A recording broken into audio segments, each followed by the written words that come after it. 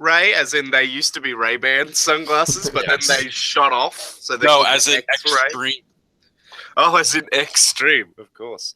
Hi, I'm Raymond, and you're listening to Insert Quest here. Today's quest is Base Raiders. This is Delta Magic Underground. I'm going to be running this scenario. This campaign, in fact. Unless we get a guest GM. I don't know why we do that.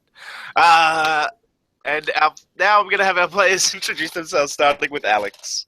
Oh, wow, what a surprise. Hello, everyone. I am Alex from the Ragnarok podcast, and I will be playing the hyper-intelligent alien nanoswarm named Greg, which is the closest approximation that humans can make to what his name actually is. He was a forward scout for an invasion force, but once he got to Earth, which was after Ragnarok, he found out that his species had been enslaved, and so now he is base racing to try to raise enough capital and find stuff so that he can return home and free his cloud from oppression, where they're being used to fill the Zikloth Empire's terrifying war zeppelins. Yep, because that's the kind of setting this game is. It's four color. It's all four color superhero adventures here. All right. Yep. Perhaps the other Rag nerd. Who could that be, I wonder? Hey, everybody. I'm Ryan, also from the Ragnarok podcast. Count the number of times we say Ragnarok instead of Ragnarok, and let us know in the comments. Today I'm going to be playing Amriel, the fallen angel. She is a demon who is summoned from the pit by a powerful sorceress and held as a slave for 100 years, I think I said, before Ragnarok happened, and her mistress was disappeared with all the other powerful heroes and others. And now she is base racing because she wants to live in comfort and luxury on this plane of existence for as long as she can and not have to return to the pits of hell. Fantastic. Just before we move on to our last player, it's my understanding that Ragnarok has a movie coming out soon starring Chris Hemsworth. And Mark Ruffalo. Is that true? I think you are once again confusing our podcast with the Marvel Thor franchise. Oh, right. Yeah, you do. It's an easy mistake to make. It happens all the time. I know. Are they paying you royalties for the use of your name? Yes, actually they are. Oh, that's good. It's nice to see some money finally come in. Yes. And our last player.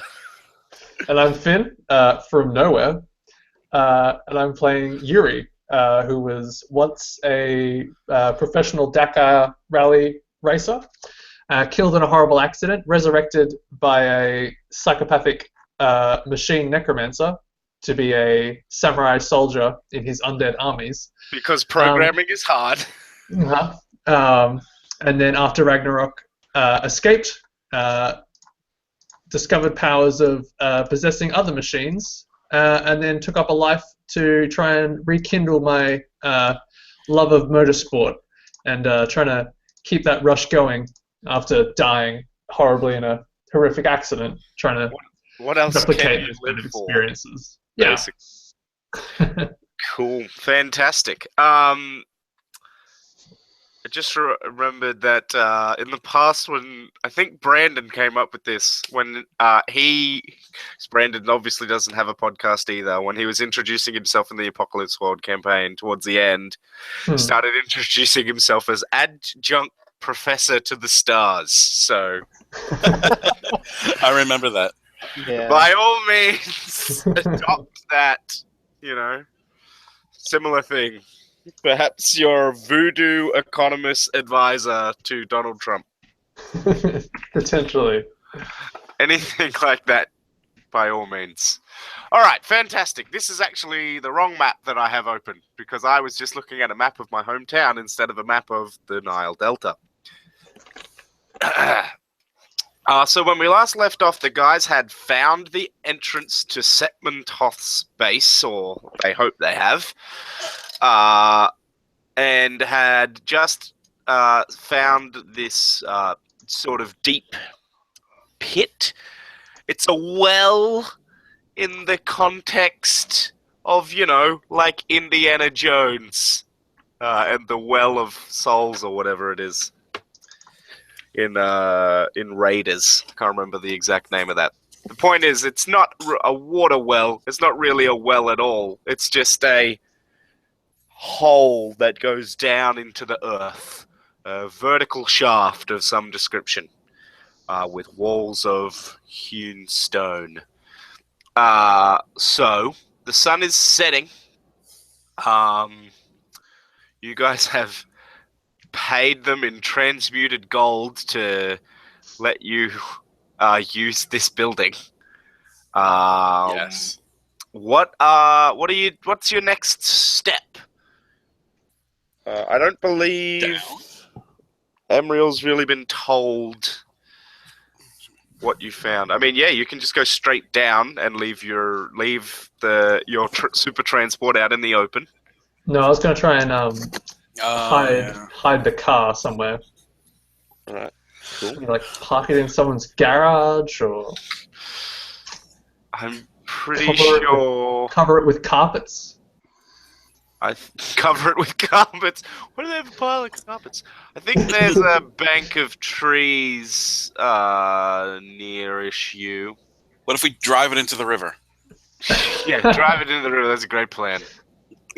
Essentially anywhere, I guess, like out of sight of like overhead and off the road. Yeah.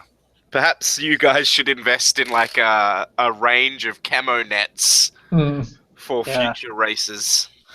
Yeah. Perhaps we'll find some kind of cloaking technology down in this base. Maybe yes, a cloaking magical incantation.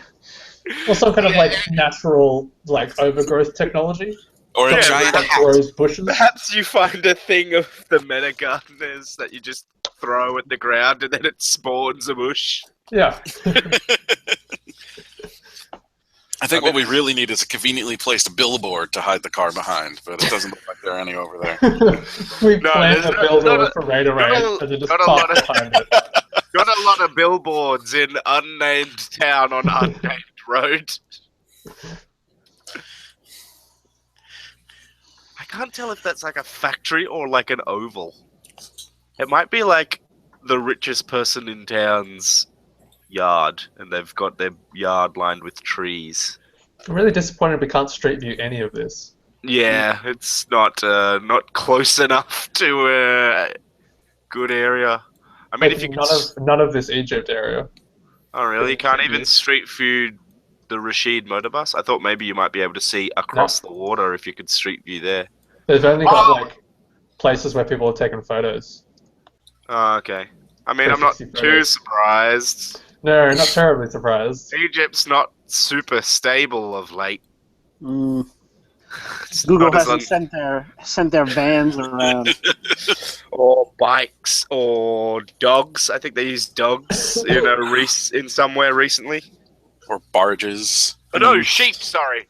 They tied cameras to sheep. No, that makes sense. Anyway. Oh, yeah, so we find a place to park the supercar. Yeah, does anybody want to make a roll at all for this? Does anyone have... You can use stealth to... I'll let you use stealth to hide a car. I have stealth at mundane at +2. Yeah, that's fine. That's enough, to pile some bushes on there, Doc Brown style. Direct us from the sky and I'll park it where you can't see it well, yeah. My sentient cloud skill has stealth at extraordinary. Oh, maybe you should do it, man. To, like, build something around it? Could you just disassemble the car, hide it in... No, that's alien super scientist. Oh, yeah, can I do that? Can I just, like, build an awning above the car? Yeah, you could do that if you wanted to. Well, let Ryan go first. Or would my... No, you have to do one or the other, because if Ryan's one would be find, like, a street that's so narrow it can't be seen very well from aerial view. Right. Whereas yours is build something around it so that... Well, it would be like park it right have next Ryan, to the we can have Ryan as building, this awning next to Yeah. it, so it's like Well, covered. so you could park it right next to the building you're going into, because the building you're in is on the edge of town, and Yeah. then use your super science skill to build like a whole new, like so that it just outhouse. looks like an extra room on the house. Like you could put walls and a roof on it. Yeah. I mean, I was thinking maybe just like an awning and then a door so we could get out right to the car. Well, But yeah, you could do that too. My point is, like, with your power set, you can essentially build a whole Wait. building. you can hide Yeah. the vehicle inside a building that you summoned, basically. Gotcha. All right. Well, let's roll and see how that goes. So that is So either one of those plus is fine. 3. Well, do you want to do it, Ryan, or should I do it? Well, I rolled already. So Okay. why don't you roll, and we'll see how you do, and then if you do well, I'll come back and say, oh, I found an alleyway where we can. Oh, I got plus 5. okay. Nice. You got a shift or two. Yeah. Yeah. I got minus plus plus plus, and I'm at plus 3 with my skill. Nice. So I'm thinking I'm going to build. I'm just going to. So Greg just sort of stretches out over the ground into an Starts approximate. taking a layer of soil to turn into Basically, metal. yeah, and 3D prints, not metal, just like a thin wall that looks like the rest of the building. So I guess like a clay kind of stuff, like whatever the rest of the buildings are made. I mean, it could out even of. be plastic textured to look like the rest of the building, and then you'd use even less resources. Sure, yeah, it's like it's not very thick because it doesn't have to be very sturdy, Yeah. but it's basically 2 walls connected to the building and a roof.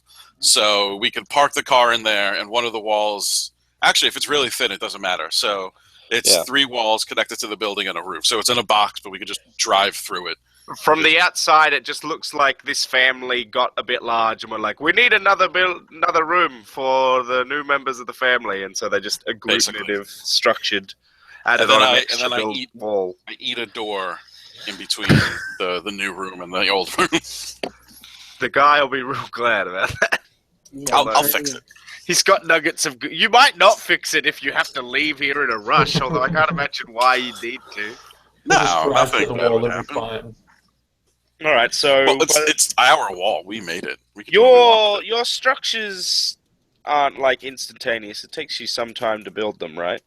I mean, I don't have anything. Any like sort of crazy speed or You don't have anything. any speed crafting skill. No. Yeah. So you're extruding this as you move around. Basically. It doesn't take too long. Can Yuri and Amriel make me notice checks or awareness checks? Sorry, I think is the skill awareness. Yeah, Awareness. Alertness, that's the one. I was close. All right. 3. Plus 3. I'm at plus 0. All right. So what are you two doing while Greg? I keep almost calling them Fart. What do you do while Greg You can call me fart. is building this? Go ahead, Finn. I guess maybe I might poke around the like trapdoor opening. It's not really a trapdoor. It's a bunch of planks that the guy moved aside. But yeah. Right, like that hole.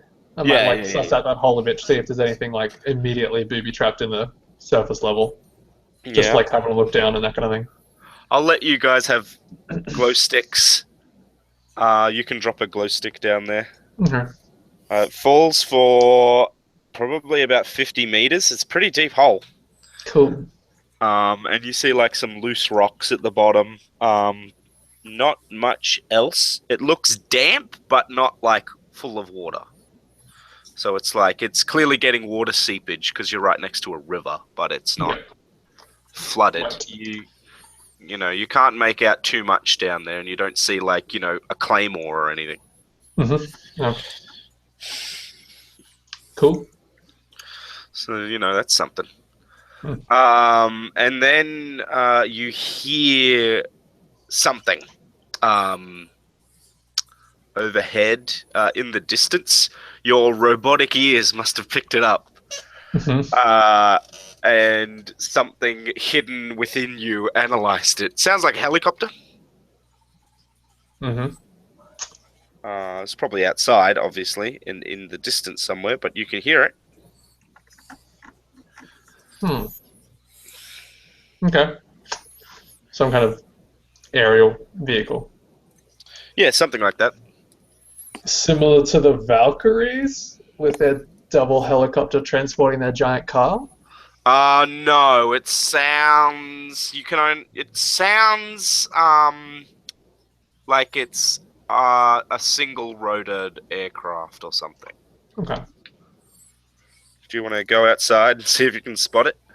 I guess I'll go outside but try and keep... I don't really have stealth, so fuck it. I'll just go outside, yeah. You see that the roof is being laid onto this new wall. Amriel, what are you doing while this is going on? I suppose Amriel went looking for an alleyway or like a good hiding place for the vehicle, not knowing that the fart cloud was going to poop out a building. I'd say that Sorry. you're probably aware that the building's being built now. Seeing as Greg doesn't have any super quick building things, it is a bit like a 3D printer, so it's not. It does take time to do. Yeah. So it's probably been like an hour since he started. He sounds Alright. like a dot matrix printer. Why?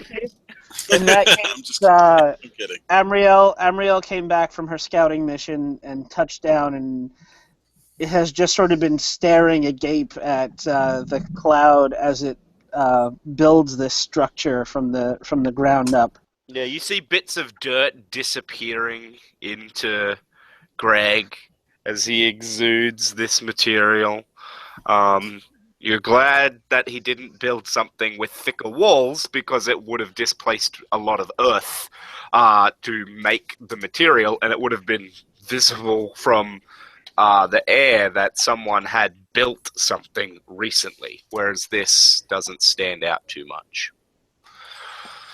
as a recent construction, really. He's doing a surprisingly good job of weather and texture matching the exterior walls so that they look similarly aged to the rest of the building, even though it's like, a centimeter thick wall of plastic. It looks like half a foot thick adobe wall. And it's at this point that you see Yuri step out and sort of look to the skies. And Yuri, in the distance, you see a single rotor helicopter. It looks like it must be really far away, but you can hear it like it's close, and you realize it is Tiny? It is a tiny helicopter, like a model helicopter. Uh-huh. And it has But is in fact quite close? It's within 100 meters. Uh-huh. And it's got a camera on it. And it's not one of the spectator cameras, presumably? No, the spectator cameras are like these alien hover sphere things that just float silently near you. Like, you basically can ignore them. Like, they make no noise. Right. Whereas this is obviously a helicopter thing. Cool. This is something somebody made. This is like pre-quadcopter drone tech. This is like how in Iraq the US military had model airplanes with cameras, and they just throw them into the air to launch them. Yep. Like that. So it's got like a webcam strapped to it. Sorry, Ryan, I keep forgetting your character's name specifically. Amriel? Amriel, yes. Yeah, okay, cool, I got it. Are you in, like, sight? Are you nearby? Yeah. Yeah, Amriel is just sort of standing there watching the cloud build its little construction and muttering to herself, I've been alive for 5,000 years, I've fought a war in heaven, I've served as a torturer in the pits of hell. I was the bodyguard of a powerful sorceress for 100 years, and I've never seen anything this bizarre. I elbow you and point to the helicopter and say, Could you bring that over here?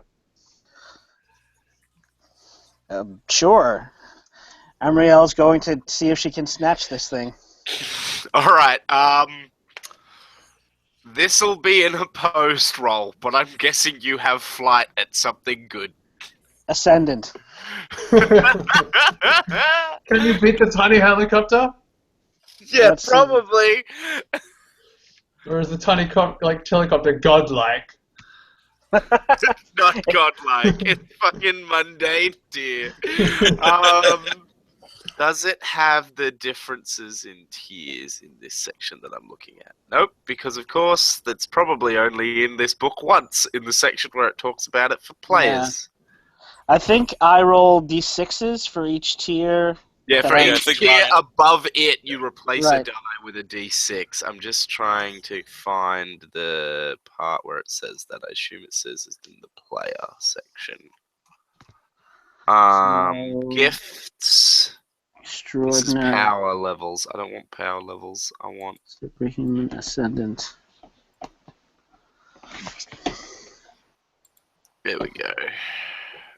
Underground base rating, superpowers, types of powers, aspects, power tiers is what I want. It's told me what I know what to do when the opponent has more. You roll a Yeah. d6 and subtract. I I'm think- trying to- If you're at If you have more, I mundane, think you add 2 more. I think you add 2 more dice, isn't it? For tier difference per tier. Where the fuck is it in this book? It's somewhere. yeah. I'm pretty sure you roll your regular 4 fudge dice, and It's I here sub in out. power tiers on 108, I think. 108. I sub out 3 because it's extraordinary, superhuman, then ascendant.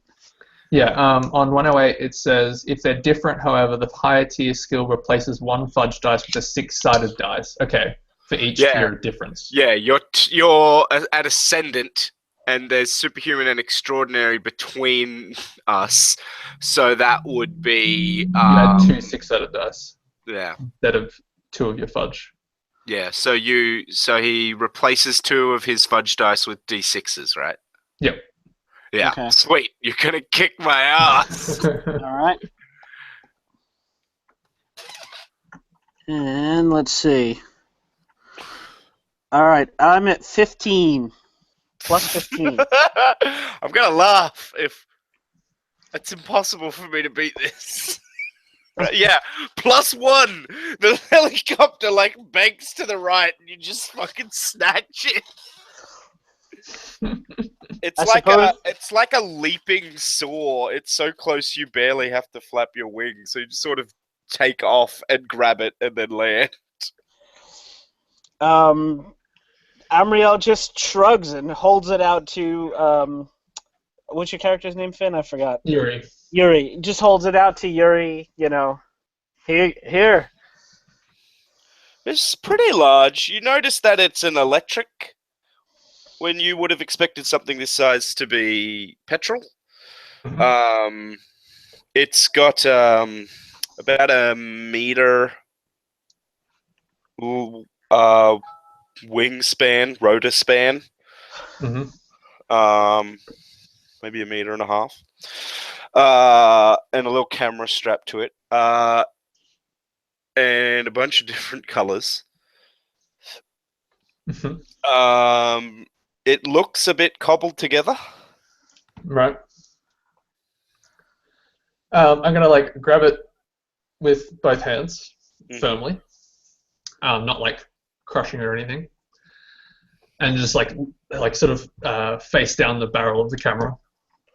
And I'm gonna slip out of my samurai and into this helicopter. Oh, sweet. Do you want to? Does that require a roll? You think? I essentially have Menace Unusual on my machine possession skill for the purpose of overcoming a pose. It occurs to me it wouldn't system. have your power is derived from magic because you're undead or whatever. You're a ghost, right? Yeah. So I don't think that it would have any way of defending itself at all. So I think you would just do that. So you are now connected to. You are now this helicopter. I am now the helicopter looking at myself. Yeah. From here, can I? Is there any like incoming messages to the helicopter essentially?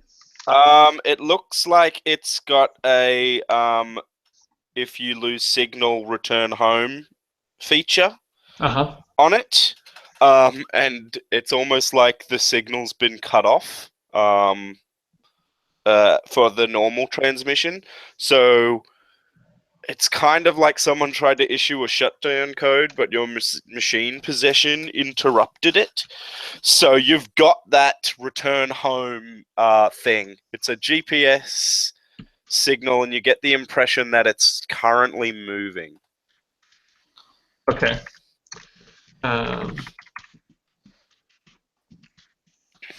But it's not. You don't have map data fed into this machine. It just uses GPS coordinates. So you don't really have any context unless you've memorized GPS coordinates for all of Egypt. There's no real context for you. It's just this is a number. I know where that and this number is changing every few minutes because it's moving. How far off does it seem to be? I mean, I can compare its coordinates to mine, right? I would say that you get an impression that it's within 50 kilometers. Mm-hmm. Which is not that far. I mean, you've traveled like, what, 100, 200? Yeah. From the starting point, something like that. Cool. I might, like, whiz up into the air and have a look around. Yeah, there's a lot. You do notice that the camera feed is not great. Bit sketchy. Yeah, it's a bit fuzzy. What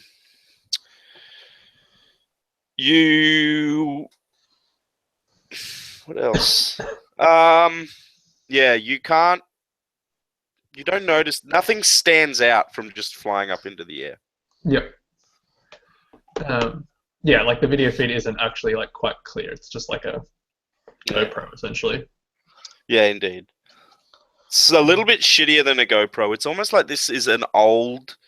This feels old, but it's pretty sophisticated for like 10 years ago. Right. But now it's like you could buy a better drone at a shopping center. It just wouldn't have as good a battery life as this because it's. Yep. Does this seem like, I don't know, True Human Warriors? Who team does this seem like? I mean, 10 years ago sounds like... True Human Warriors is from the Clever Boxer game. Yes. That we played quickly. That's not a base rating team.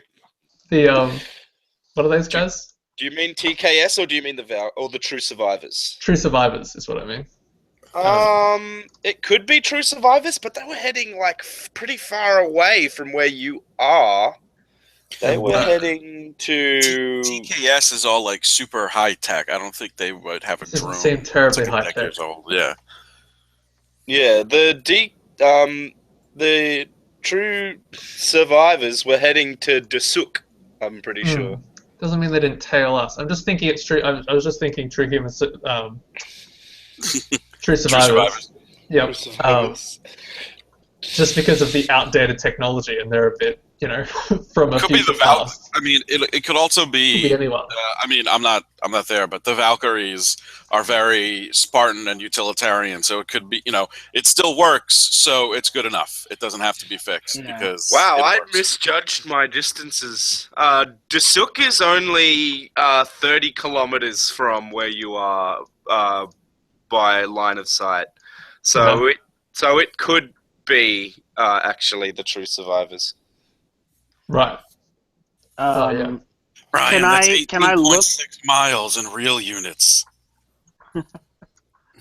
Just kidding. How many miles? 18.6411. Okay. You can just It's an round out. easy conversion, obviously.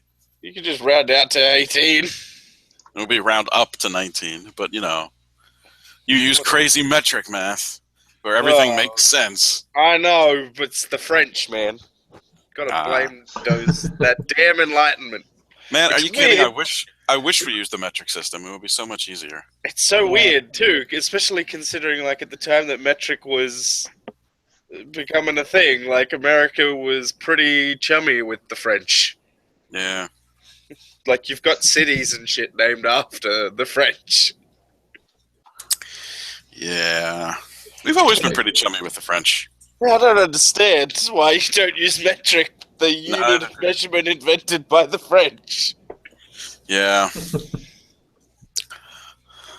All right. Can I take a look at the outside of this drone and see if there's any markings or any indication of who it might belong to? I'll fly back down. You could call out. You realize that. I don't know. I assume your ghost can perceive things, but you do realize this drone doesn't have microphones. Yeah. It doesn't have audio pickup. It only has visual. Fair. But I'll head back down to myself anyway, because I don't want to get separated. Cool. Amiel? Yeah. May I take a look at that? You say to the helicopter. I sort of lightly hover in front of you, I guess. Yeah, helicopters are not notorious for their mouths. And Bob sort of in agreement. You move slightly forward as to tilt the nose down, and then you pull back to tilt the nose up, nodding yes. Repeatedly. All right. Not very much. This helicopter surges at you wildly. Kill it! Kill it! Kill it! I got a +2 to examine the helicopter. All right. Cool. You look around and you look at the bottom of it actually, and you see that it says "Property of Takamura Seraphim." Oh. But it's like the kind of label printed with a home label maker. Okay. Let me see. Is that there's one of there's a spelling mistake in property. That's one of TKS Super Race Team. Okay. One of the triplets. Oh, well, I was wrong. Looks like TKS is on our trail. You were wrong for the right reasons, though. Well, they're onto us. Guess we had to get Definitely them. now. But they don't know why you're here. No, true.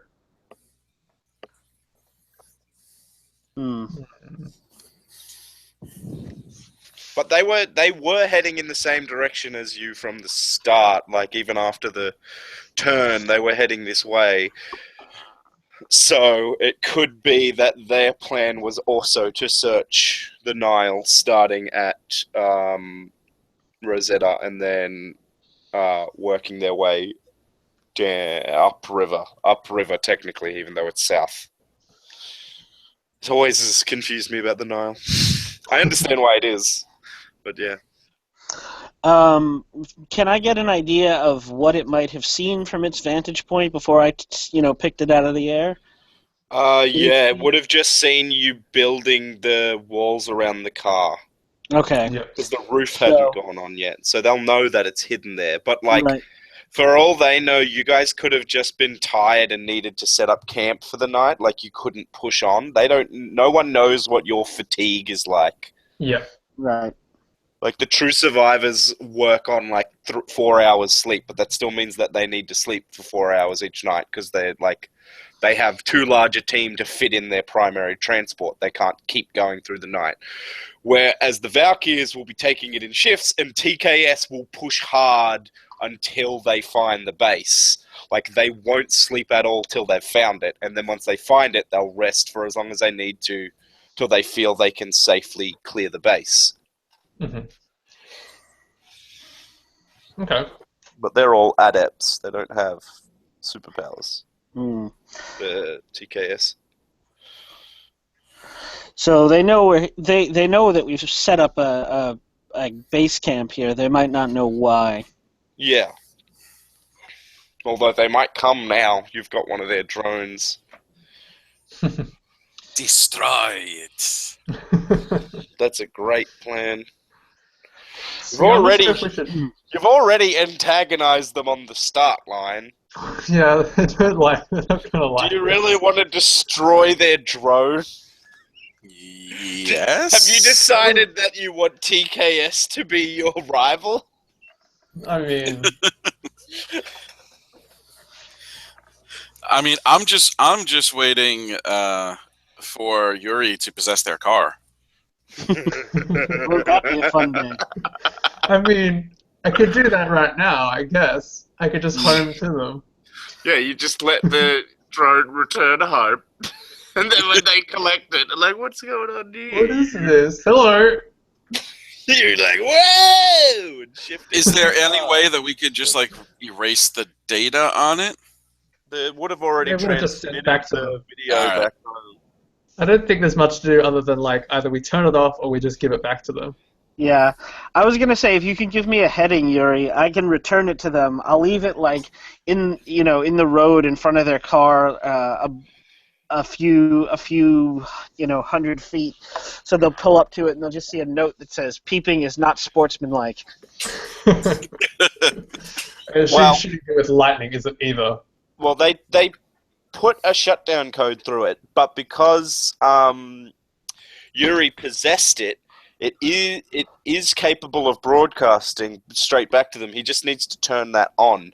So you could just get a piece of paper and write. Just write a note.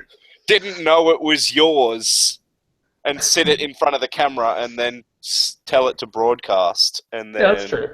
Let's just do that. We'll just shut it down.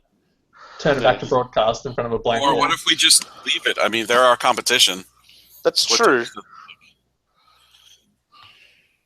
I mean, you could give it back to them at the end of the race too, if you want. You could just put it in the car. I feel like we should. Do we want to be assholes about this? I think we should. Yes. I we mean, do. I don't think it's being asshole. It's a competition. They were spying true. on us. It is a We competition. took it down, and I mean, we you didn't took it destroy down without destroying it too, so you know. Yeah. We'll give If it the back to them. Valkyries, if the Valkyries had spotted it, it would have been like, rednecks spotting a quadcopter in their neighborhood. Get out the fucking bird shot. Bring Yeah. that sucker down. Yeah, We'll I just- say we just disable it and then leave it in front of a sign. All right. I was gonna say, are there any like particularly tall or inaccessible structures around the? There is a radio tower nearby. I saw that. on the Okay. There's map. a radio tower on the map. In that case, I will. Can we like take the blades off the helicopter and I'll leave it at the top of the radio tower? I'm sure I Sure, could just, like, be a dick. Is that the radio tower just north of the town, near one of the fields? Yes. I wasn't sure if that was a radio tower or not. I mean, it like looks a a lot tower. like a radio. Yeah, it doesn't have wires running through it, so it must be a radio tower. It is a tower of some kind of. Why the fuck is it out there? Why is it there though? Like, maybe there's a radio, like a amateur radio station in town. Egyptian pirate radio? Yeah, Egyptian pirate radio. Well, we had a base raiders come into town today. That was a hoot. All right, so yeah, I'll take off the helicopter blade without like significantly, without damaging it, Yeah. so that they can't just like activate it and fly it down, and then leave it at the top of the radio tower with a little note that says "No peeking." I swap back out of it before we do this. Yeah, because otherwise you'll have to try and possess the radio tower to get down. Yeah. Just like a string of possessions. Radio tower, ham radio. You broadcast out over the thing. Somebody put their phone at the base of this tower. Can you exist as a ghost between things, or do you have to go directly from? I have to go machine to directly machine? from one to another. Oh, okay. He So what a- happens? Physical like, contact. what happens if like your samurai body gets completely vaporized? Do you die, or do we just like have to Well, put? if I'm not really he sure. got completely vaporized, I think and I'd be dead. and I'm a bad GM, then yeah, he's dead. Yeah, I think technically in Fate it depends on what the enemy combatant that you're fighting wants, because people can go for the knockout or they can call for death. Yeah. Whereas, like, if it's disabled and destroyed, I'm still stuck in it. Even then, I'd probably be like, his hand was just outside the beam, so he's just possessing a hand. Yeah. And I just claw my way away. Yeah. Good. Cool. All right, so you've built this fake room, and you've got some glow sticks. Do you guys want to break out what limited food supplies you have, or do you want to go into town and order something? It's pretty short walk. Why don't? I mean, I'll just eat some sand. Yeah, you eat some of the dirt that you used to build the building. Nom nom nom nom nom nom. We stopped at that gas station last session, Oh right? yeah, So, yeah, we did. Yeah, we got. Yeah, you did. We got snacks and oil. yeah, we probably got like Twinkies and chips and stuff. It's not great food, but That's right. You have the Egyptian brand Raiderade that's grapefruit flavored. makes Amriel feel right at home. That's in campaign notes. Raiderade regional variants. Egyptian edition is grapefruit flavored. Yes, Good. it is. It's disgusting, but it's there. Are we pretty much ready? I guess. Hmm? To You go could in. drop down the hole. Is the hideout finished? Yeah. That's fine. That's fine. It's dark inside because it's just a box with no windows, but it works. It's fine. Do we need to lower ourselves in, I guess? I think you're the only one that does. Yeah, I pretty just much. kind of gently. If float your down. car has a winch, that would be fine. Or you can make some kind of climb athletics check. I got it. How wide is the well? It's like 2 or 3 meters. It's pretty large. Oh, okay. Pretty wide. I was gonna say you I can just can- like arms against the walls and. Yeah, I can good, maybe yeah. carry you down because I can fly. Yeah, that would be fine for this context. Yep. Okay. We're not changing any actual, latitude, longitudinal position. You wouldn't get fined.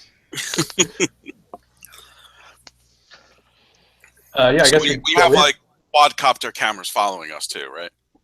No, they're Yeah, not we're quadcopters. pretty- They're like sci-fi sphere things. Have you seen Stargate Universe?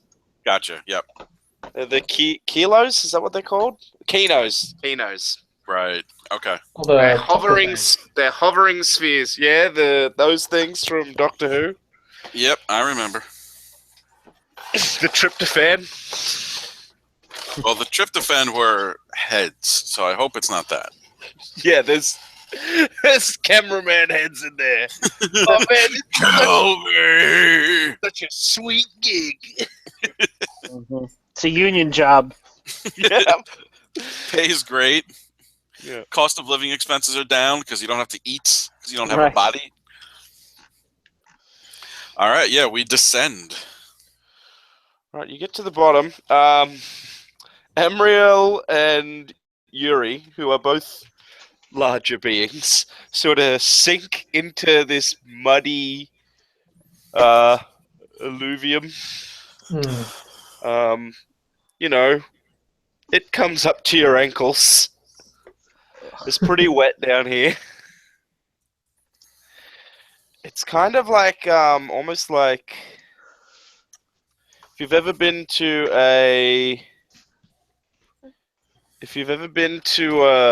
seen like a worm farm, like if you've had a worm farm in your backyard or anything, the sort of soil quality that you get out of that, it's really grainy and damp and easy to sink into.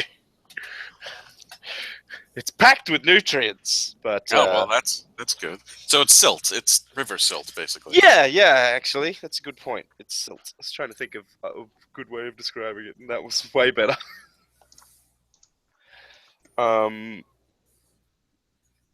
Yeah. There's the glow stick on the floor, and it's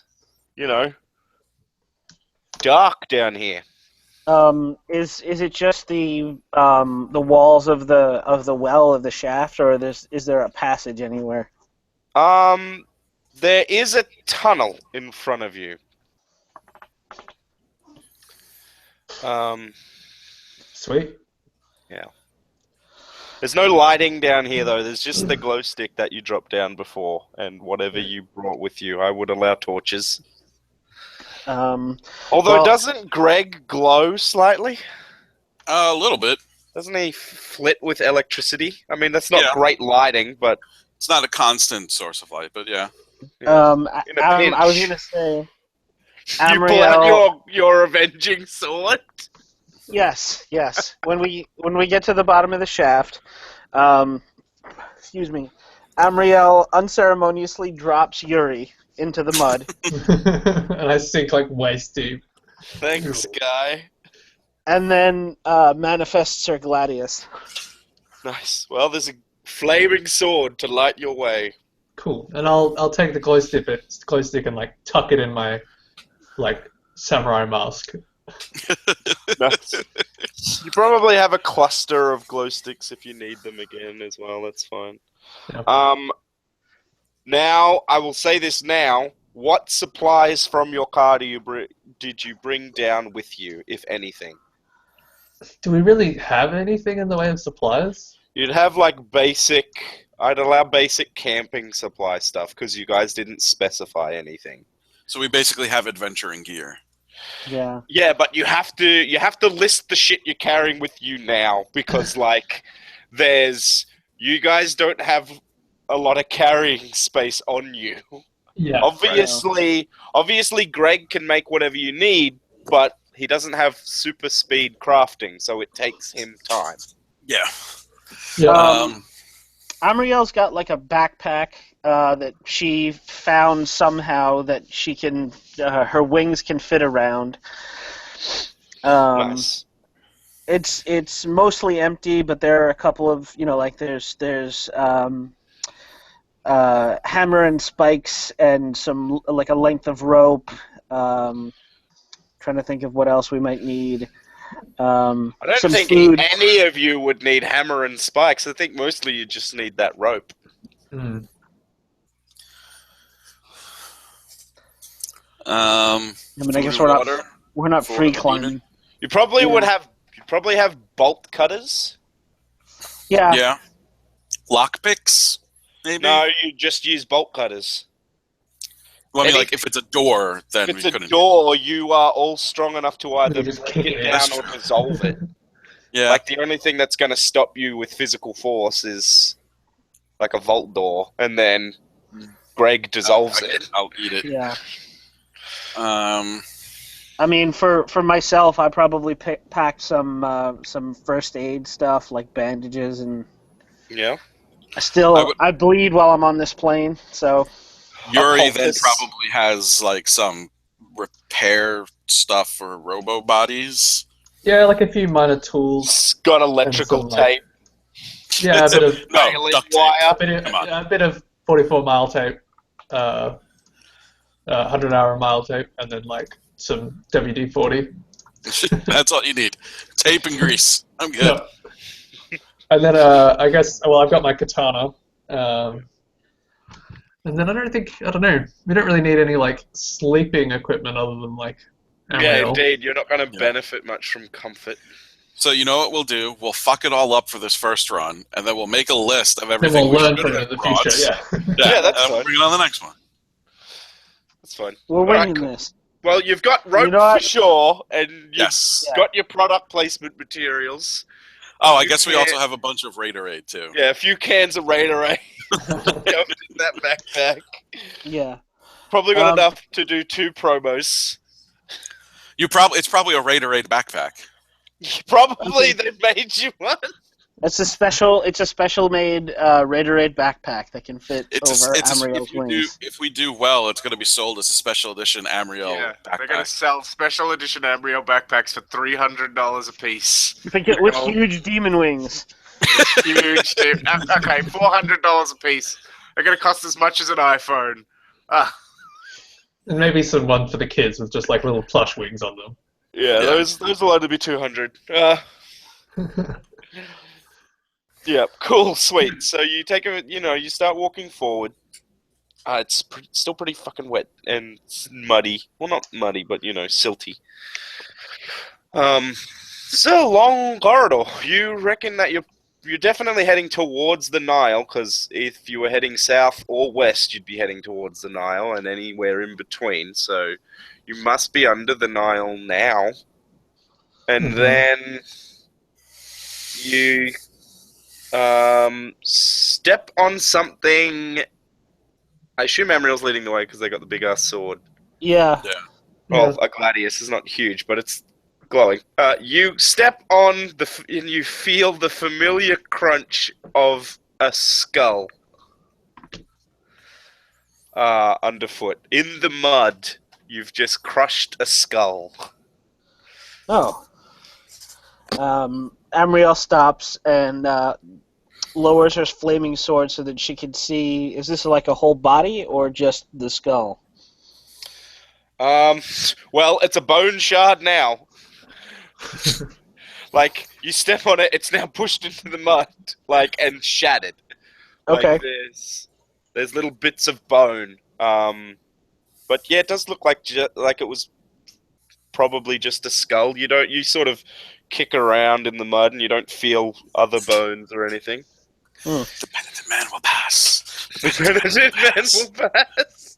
It occurs to me, if you went west, south, or east, you would hit Nile. The only place you could go and not hit Nile is north. Yeah.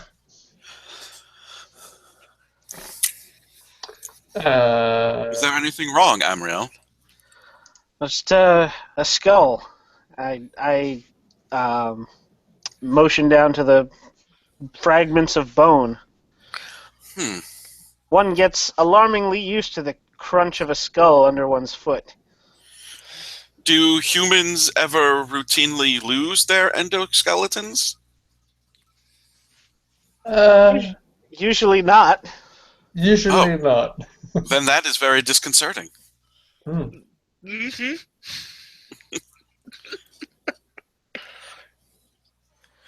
Greg makes a note to himself. Humans keep skeletons. So, everyone with a head, be sure and hold on to it. Good. We continue on. Maybe the one who doesn't have a head to lose should lead the way. Amriel says. Oh, very well. If it's some kind of Indiana Jones penitent man will pass situation, it's not going to take off Amriel's head. It's going to take off Amriel's bust. Because it would cut straight into your chest. Because you're so tall. She's a big demon. I can afford to lose a head. I'll lead the way. I mean, I've had my chest sliced. Go on ahead. Alright. Mm-hmm. Yuri's got his ghost. As he goes on ahead. How wide is this tunnel that we're in? Pretty narrow. You basically have to walk single file. It doesn't seem like a main sort of entrance thing. It's not really the grand opening we were expecting of it. Maybe we found a back door, or we're totally wrong. Yeah. Maybe we found a different base. Maybe we just found a well. That's what I've done. I've completely wasted the first hour of my game. The history of the base, it was built by the Department of Public Works to evacuate Dreaded DPW. After a while, you do find, Yuri, more bones. This feels like... It appears to be... you actually do see there's some kind of think it might have been a gun at some point. It looks like rusty bar now. And it's actually in pretty good condition because it's in silt. And you find the rest of a body. Wonderful. Do you look at? Does anyone look at this rusted gun? Sure, I will. I'll just like pick it up out of the mud and then toss it into Greg's form. Greg, do you disassemble and catalog the gun? I will examine it first. All right. Should I roll for that? Yeah, roll for it. Examine. All right. That is one of my track thingies. That is plus 5. I was about to say there is a difficulty to this, but you've passed because I only made it 2. This appears to be an older model of human weapon. It doesn't feature any composite parts or polycarbonates. In fact, you suspect that it is primarily iron ore and perhaps at some point wood. It does seem like it had wood fittings at some point. Has Greg ever been taken to a museum? Yes. You suspect that this may be from the great human conflict known as World War II. Ah. An important part of Earthican history. Yes. Well, they're lucky that they could still keep track of them by numbers. But... Yes.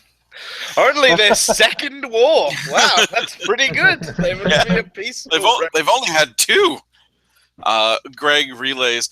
This one believes that this firearm was constructed and used during the period colloquially referred to as World War II. Actually, it's always World War E. World War E? I mean, it's always written II. He would probably. Oh, right. E. Yeah, oh, no, wait. He's super smart. He would know it's Roman numerals. Never mind. He would World know War it's II. Roman numerals. Been to a museum. How about the bones? Amriel is going to look at the bones. Are they like scored or have they been gnawed at by teeth or anything of that? No, nature? they look like they've just been decaying away in the silt. So they're probably picked over by bugs. You'd need like a microscope to see that it was definitely bugs, because bugs will leave markings and stuff on the teeth, on the bones. As you pick up one of the rib bones, you do feel a low-level mystic force at play on a rib bone specifically. It seems odd that you'd enchant your own rib bone. It is from the left side of the body, so it could be that the body had like some kind of charm hanging over the heart. Okay. But it's not a very powerful charm. Is there a because head? Otherwise, no, there is not a head. The other head that you crushed is this person's head. How far are we from that head? Like maybe 20 meters at most. A few feet. That's still a long way for a head to go by itself. Right. You know, Could have been more through here. There could have been a kerfuffle. Unless someone bowled it down the hallway. It's possible that this was drier when that person's head was cut off. Yeah. Or otherwise dismembered. Greg says, "It is my understanding that human heads are not ambulatory on their own. Is that correct?" Only in that one movie. Well, then it is odd that this person's head is so far from their body. Yes, quite odd. He got ahead of himself.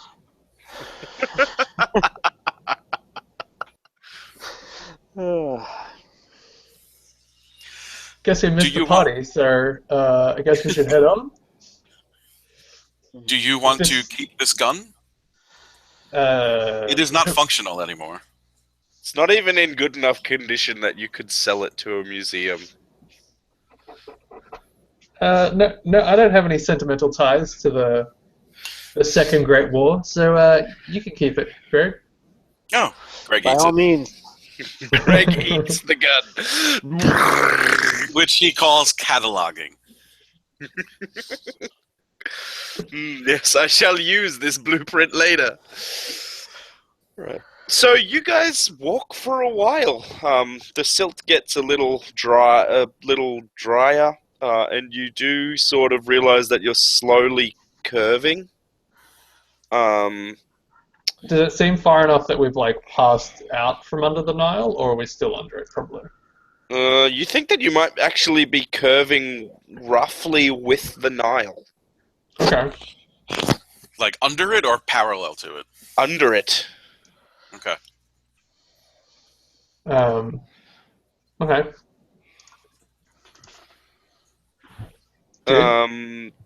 You walk maybe a kilometer, unless you don't want to walk a kilometer. No, we want to keep going No, until. no, Yeah. Well, You walk well, about a Richard- kilometer until you get to anything. Actually, it doesn't curve. It goes pretty much straight. I realize now that I think about this. Sorry. It goes pretty much. Walk any kilometer. It goes straight for a kilometer, and then the terrain around you changes. You get to a sort of. This looks like it's almost like an antechamber or something. It's roughly square. You have mentioned it now. Yeah, I just wanted to let you know. There's a yeah, it's sort of a rough room, and there's a few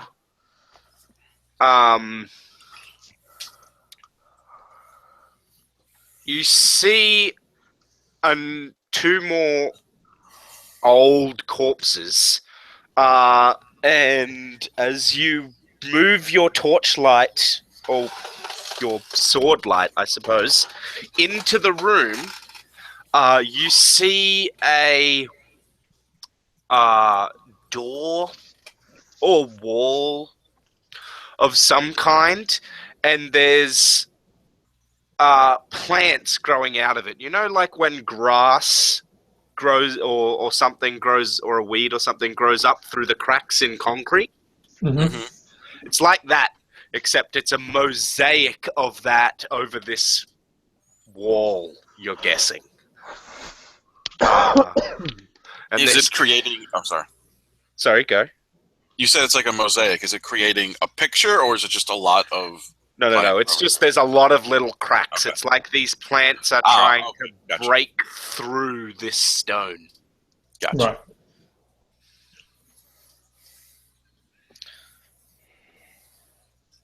Smash it. Right. Boy, How didn't many you say el- there were doors? No, there's not any Just door. Never mind. There were two more bodies. They looked of a similar vintage to the last one. Can I taste their carbon to see if I can figure out how old they are? Carbon dating works. Within has like has 500 like a years. well, no. Carbon dating has like the minimum it can date to is like, it's like a range of 1,000 to like several thousand. So like, no. Okay. Yeah. Yeah, it'd be like, well, they're definitely, possibly from the last. They died within the last 3,000 years. Yeah. Lucky Which, that. Yeah, you- Mr. you- Craig I would think seem like you relevant use- information. You use different dating methods for things that are within the last 1,000 years. I can't remember what they're called, though. I think you use, It's other okay. things. Are they wearing clothes still? No. Okay. I'll say that there's a helmet, or rather, a parts of a helmet. Are there any insignia on the helmet? No, it's just Okay. brown rusted steel. Okay, just curious. All right, so Amriel tells Greg and Yuri to stand back, and she says if a swarm of scarabs or tendrils of man-eating plants come and devour me, avenge my death. I give you thumbs up.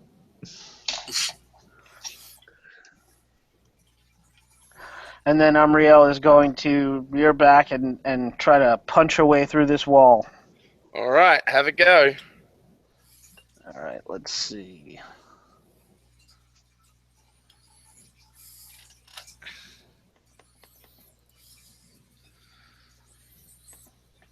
Yeah.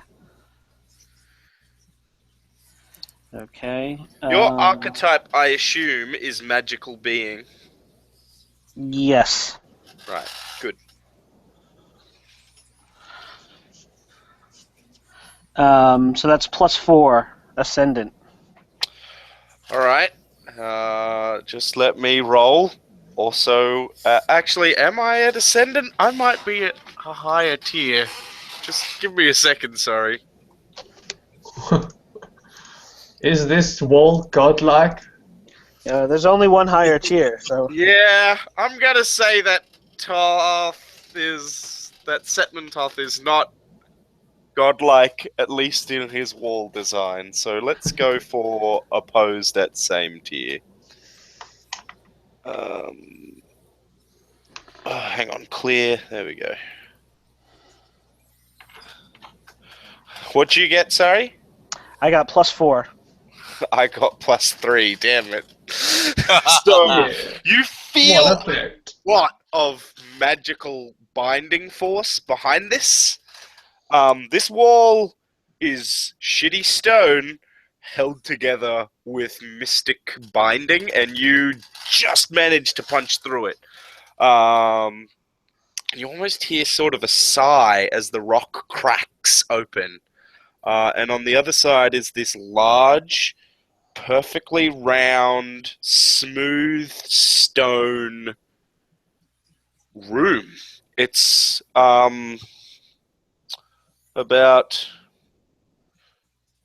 10 meters across, and it looks like there's the part that you came through was meant to be a door, but there's no mechanism around the inside. It was a smooth wall, so however it was moved must have been through magic. And you're standing in this circular room, and there's a very narrow gauge train track running out down a gently curving tunnel. It's pretty dark in here. And you see that at the entranceway you've come through, there's a lot of plants growing on the other side. Small things like grasses and creeping vines. You don't really know how they've been growing. There's no sunlight anywhere. There's no light sources anywhere except for you guys. And this room is like the walls are like featureless and that kind of thing. Like it's not otherwise. Yeah, they're decorated? pretty smooth and featureless. It's almost like someone said, "Make me a circular room," and just evacuated all the space inside. Mm-hmm.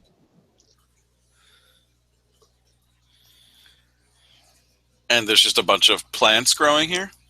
Only near the place where you entered. Yeah, so Oh, just okay. outside of the door.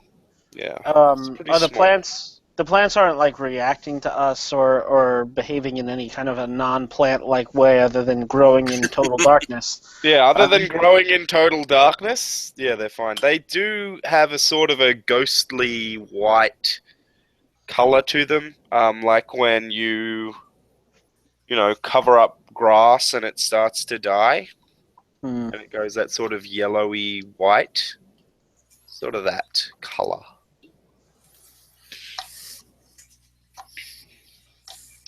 And there's only one exit out of the room, the railway track. Yeah. There's nothing on the ground, really. You do see where the railway track ends in the middle of the room. There's a circle underneath it, and there's hieroglyphics and Greek letters. Can I read them? Yes, you can, because you have that super linguistic skill, don't you? Mhm. Yes, I do. Yeah. All right, so I will roll. Where the dice at? There we go. That is +1. Great. You don't understand what this says. Like, you can read it, and you Uh, understand the words, but it's like... It doesn't make any sense to you. It talks about, like, place the box on the track, and it will be given the correct form. And it's just like, what does that mean? And then something about conveyance unto the holy place. I will. If I bump it up to a +3, would I get anything else? It's Or still... it's like a riddle, kind of, sort of. It's not even a riddle. It's just that you don't have the context to understand what it means. Gotcha. Well, I will relay that information. Mm. Apparently, it speaks of some kind of box and a conveyor. Perhaps the sorcerer had some kind of a magic rail car that would spawn instantaneously. Rail cars are sometimes boxes, you think to yourself. They do resemble boxes in shape. But it could be that there was no hieroglyphic for rail car. Or ancient Greek phrase. True. I shrug. Are we in the room, or are we still at the door?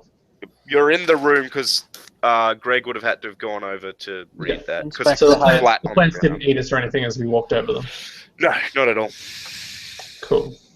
I'm gonna go scope down, have a look down that tunnel, just from the entryway.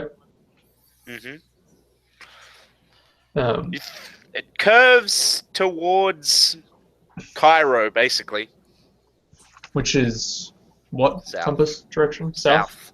More or less. And we're facing what, east essentially? Southeast. Southeast. Does anyone know what sort of box, or do either of you know what sort of box this is speaking of?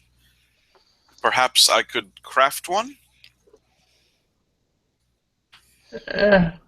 I've got legs.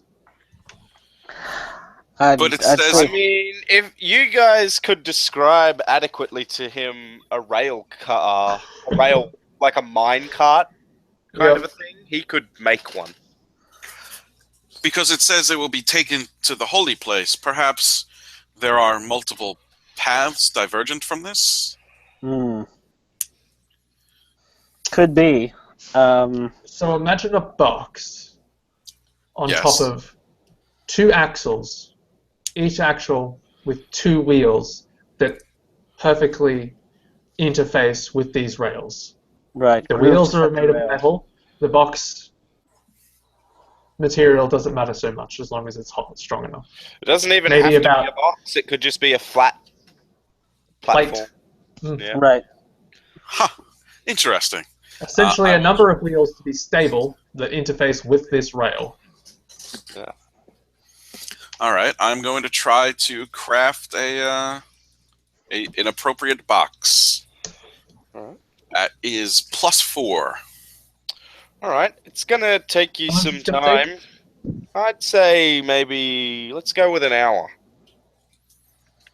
So I'll say, it will take approximately an hour for me to craft an appropriate box. Do we wish to wait or just Do you, continue? do you have to be stationary to craft things, or you can craft things on the move? If it's your workshop is your body. I could imagine I could craft things on the move, but someone would have to keep feeding me material.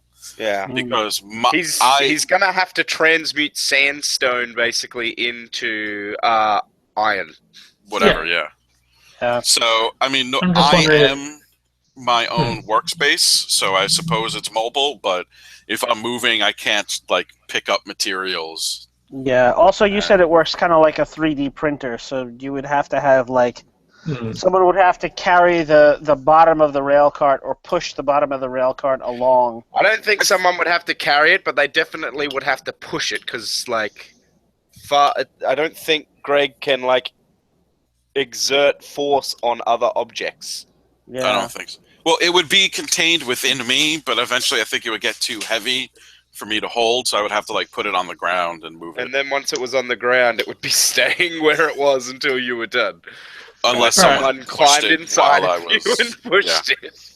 Well, how about if, Greg, you construct that, and then maybe one or both of us scout ahead for about half an hour and then turn back, so we have a little bit of an idea of what's coming up in the tunnel before we head on.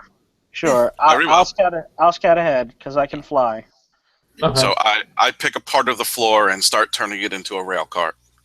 And I'll keep watch over the tunnel we came through, I guess. Greg, are you just going to disassemble some of the sandstone either side of the railway track? Well, how wide is this room? 10 meters, and it's circular. Perfect circle. So like, I'm going to go to the wall. And it's probably 2 meters high. So you're going to go to the wall and, like, load up and then move back and then... Well, no, I'm gonna make it on the floor because we've got two big, strong people that should hopefully be able to move a rail car. And then, so like, I'll make it next to the rail. I'm not going to add any more time if you're, like, going to the wall and then flying back. It's just, is it... Oh, are you going to take feedstock from an inconvenient part of the room or a convenient part of the room? No, well then if I'll just take from, like, I'm not going to take from the wall because I don't want anything to collapse. I'm going to take from the floor next to the wall, and then I'll move it back and forth. So I'll make it on the cart, on the track, and then go back and get more, and Yeah, all right, fine. Forth like that. Someone will come in and be like, "How come there's 2 meter deep hole here?" Exactly. Next to this wall, the next base raider in like 20 years is like, I don't fucking understand why this happened like this. What the fuck is going on? Just a perfectly rectangular hole. In a perfectly circular room. Yes. Emriel says, perhaps you should build the rail car away from the track because it seems like what this circle of symbols says is that when we put the car on the track, it will go to the holy place. So as soon as whatever magical forces of nonsense govern the universe decide that that's a rail car, we don't want it like taking off and you've built like an axle. Ah, very good. And I will build it adjacent to the tracks. As long as you don't build it directly on top of the magic circle, you should be fine. And if you don't build it on the tracks, it's going to be a bitch to move. Oh. So I just build it slightly ahead of the magic circle on the tracks. And then push it back. And then push it back when you're done. All right, okay. I'll do that. Yeah. To go into the logistics of building a magical rail car. Abriel goes down the thing, and Yuri's standing guard, right? Mm-hmm. Yes. Alright, so Emriel, make me that awareness. Alertness. Alertness? Fuck. Alright, let's see. Not my best skill. Get a positive. I got a +1. There you go. About 10 minutes into your trip down this, you run into... It's very dry in this part, which is surprising, seeing as you must be pretty much under the Nile.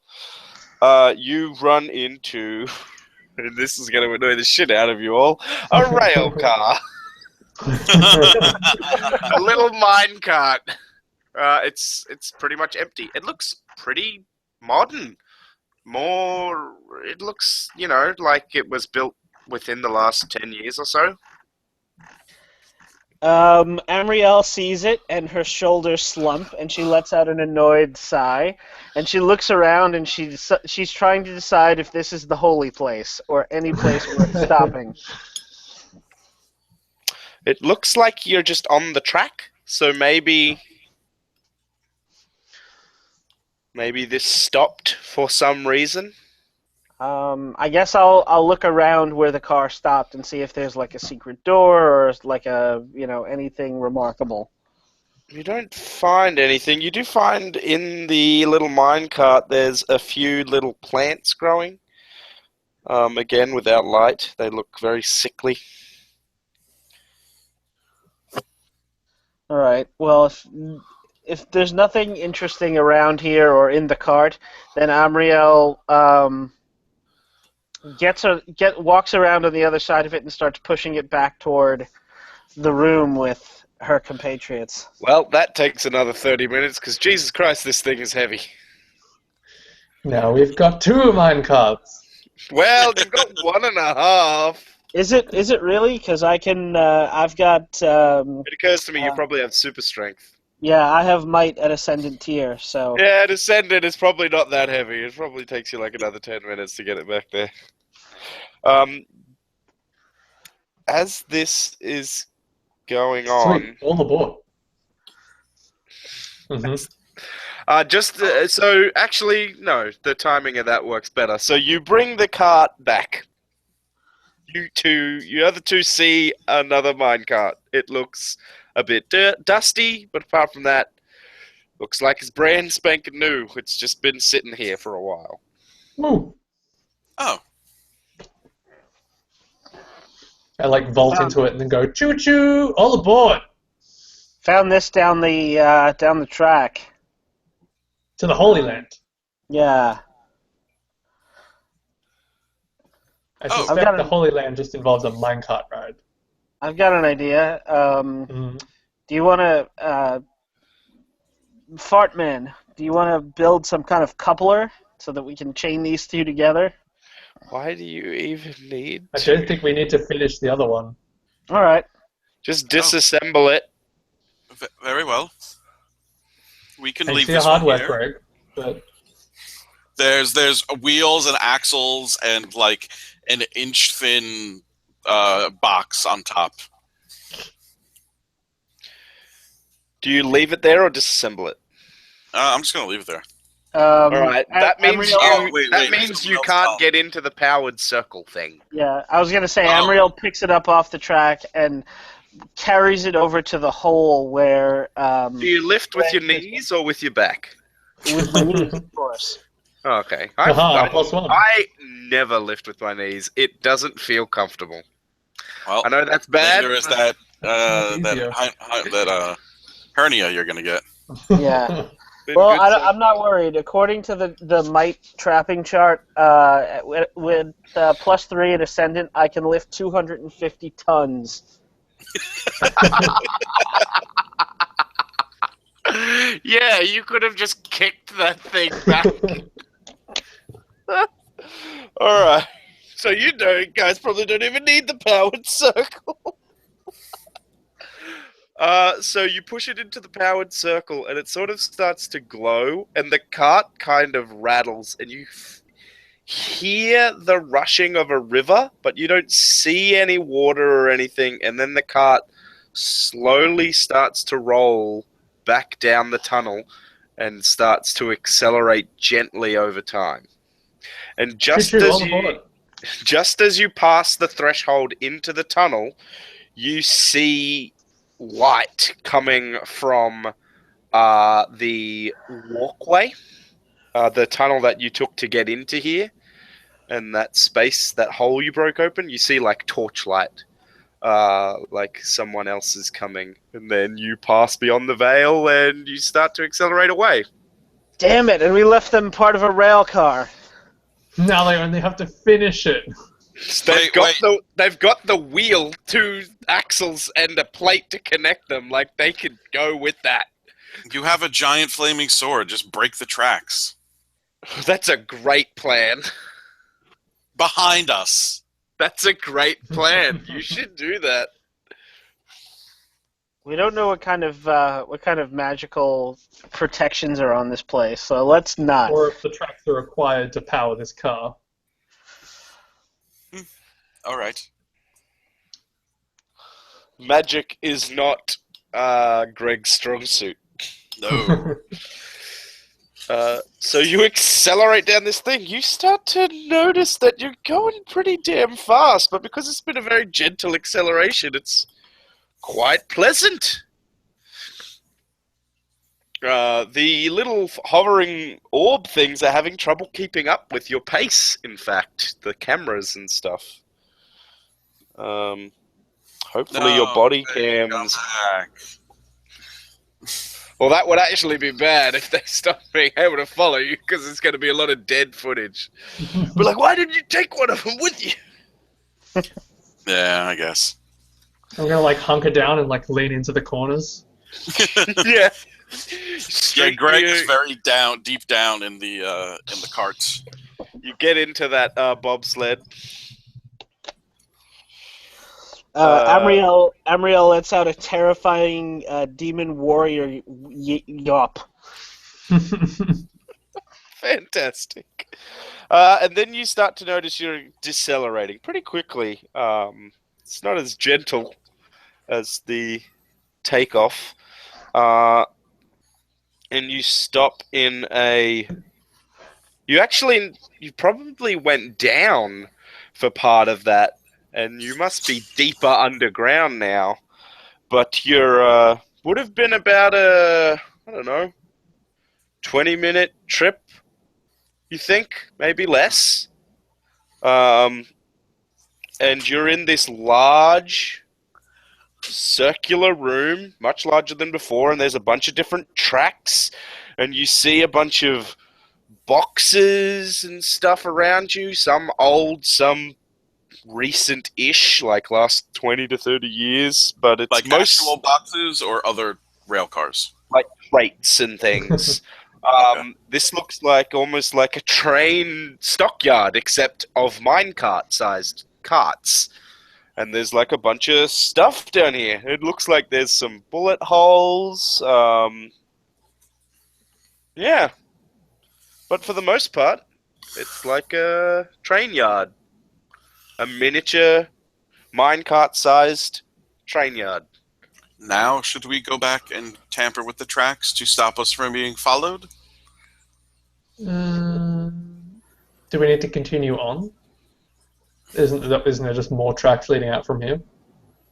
There are more tracks leading out from here, but you do see towards... the tracks sort of end...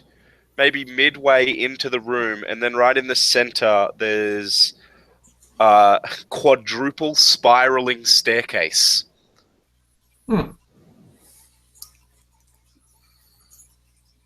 Does it go up or down? Well, staircases go in two directions, but I know what you mean. It goes up. Okay. When I started responding to that, I'm like, it goes both ways, and then I'm like, it passes through the top floor. It doesn't pass through the bottom. Passes through the roof, is what he means. Yes, it is. All right, so for ways to go, we've got up the stairs. There are other tracks leading off. Up the stairs or D20 train tracks. There's my... Is there any way for us to send our cart back down the track? You could give it a slight nudge backwards. Oh, is there like another magic circle for it to go through? Yeah, you've pretty much stopped at another magic circle. That could go badly. It could go really badly. Yes. We don't want to kill anyone. That's illegal. We weren't killing them. We were sending it back. You're not allowed to intentionally kill someone. We're sending it back so that they can follow. You don't know who might have been coming down that tunnel. There's arguments to be made. That's the point. Yeah, that's true. We don't necessarily know that we're the moral argument of manslaughter. Endangering the lives of our competitors. Exactly. That could have been random townspeople coming down there. There's no rules that say you're not allowed to murder townspeople. Or maybe some sort of security system. Yes. Right. Well, Amriel is all about the dirty, underhanded tricks, so she is going to do that. What? No. Unless someone stops her. Yuri, you're I welcome to can't- try I and can't stop the demon. Stop Amriel. I'm like, no, and Amriel's like, excuse me, it just brushes me off. Like, and not Emriel, physically. no! Emriel, yes!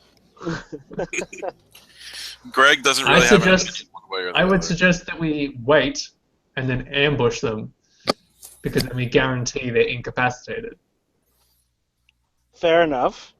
But wouldn't that make us more culpable if something goes wrong? If we Well- intentionally kill them. Yes, which we wouldn't, right? I mean, Right. I guess Right. not. Right. Now, Whereas if we, Go ahead. Uh-huh. Well, if we send the cart down, and then we don't really know what happens, we may get to the end of this base and find ourselves that we still have another team in here that we don't know where they are. Whereas now we know they're presumably approaching quite shortly after us. Why don't we just wait a moment, see who arrives, and then deal with it then?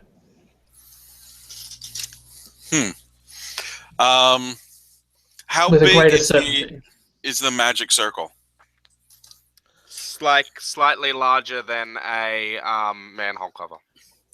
So could we, like, if Amriel conceivably pick up our cart and put it down on the other side of the circle? For sure.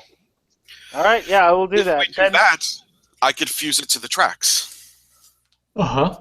It would not cause a large collision, but it would most definitely derail whoever is coming next. Good idea. Go for it.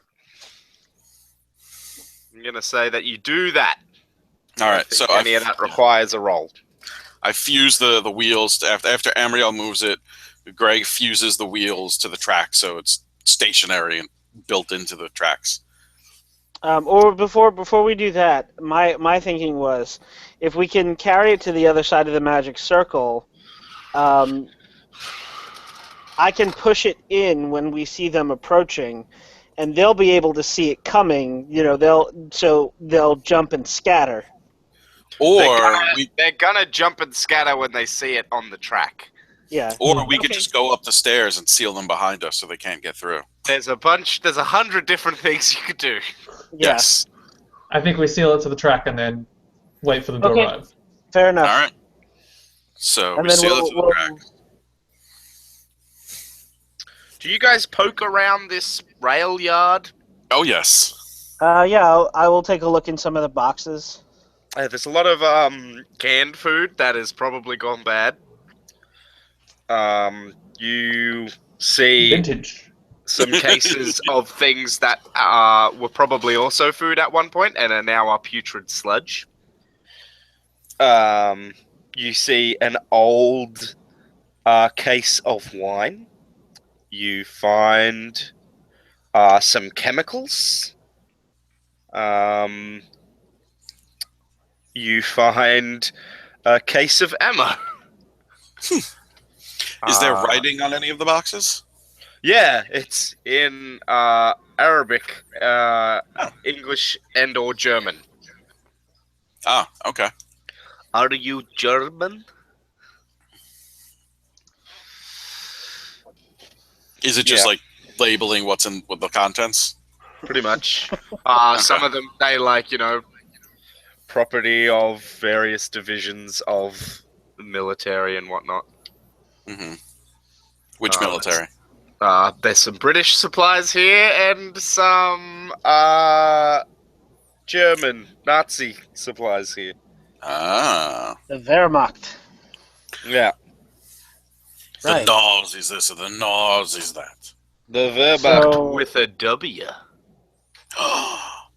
Our good friend Setmon-Thoth was sabotaging the British and the Germans, it seems, stealing their supplies. Not only that, he was sabotaging the British and the Germans and also being supplied by the British to do that. Yeah.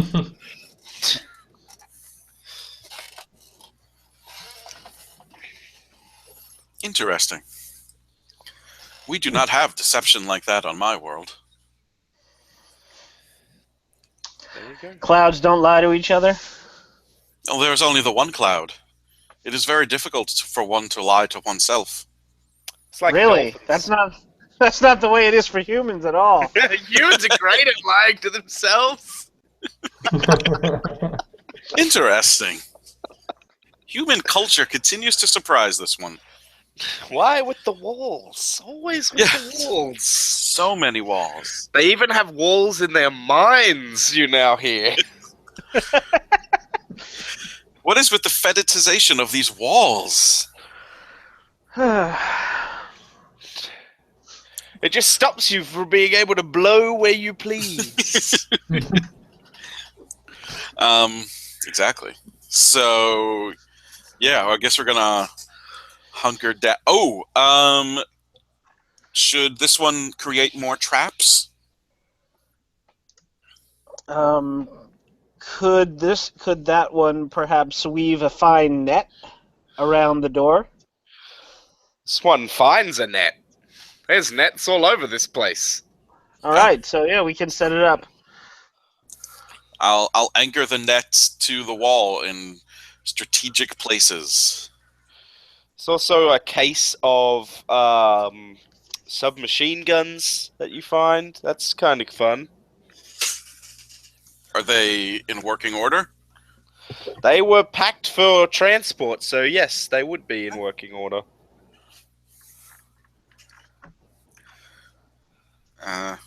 Well, Greg does not have the hands required to use a submachine gun. But Amriel has a badass flaming sword that she uses instead of a machine gun, so she's cool. You've never played Warhammer 40k? You don't want to have a submachine gun in one hand and a chainsaw in the other? A submachine gun that fires rounds the size of 20 gauge shells? Loaded with fucking explosives and holy water? Damn. What I was thinking was weakening the floor next to where we set up the cart, so when they came through, if they jumped off, they would fall, basically like a tiger trap. I mean, that's all possible. You've been discussing. You set up your first trap, then you did the net thing, and you've been discussing other traps you could do for a few minutes now, and this, no one's come down the road yet, and time draws on.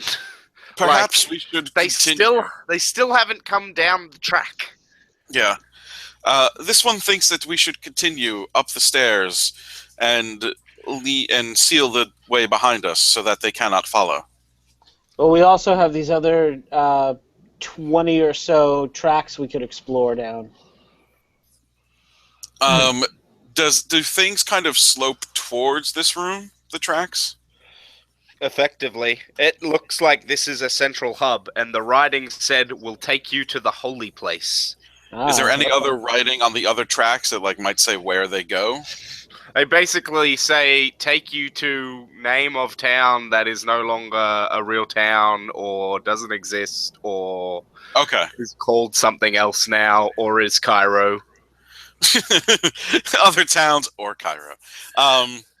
So basically, we're in the central. All roads lead here. All roads lead to Setmon-Thoth's train station, apparently. Yeah. So I think we should head up the stairs. Okay. Agreed. Let's do it. You head up the stairs, and you find yourself in it almost looks like a entertainment parlor. It's like a room where you would greet guests, except it's all stone walls, and it's got decorations from a variety of eras.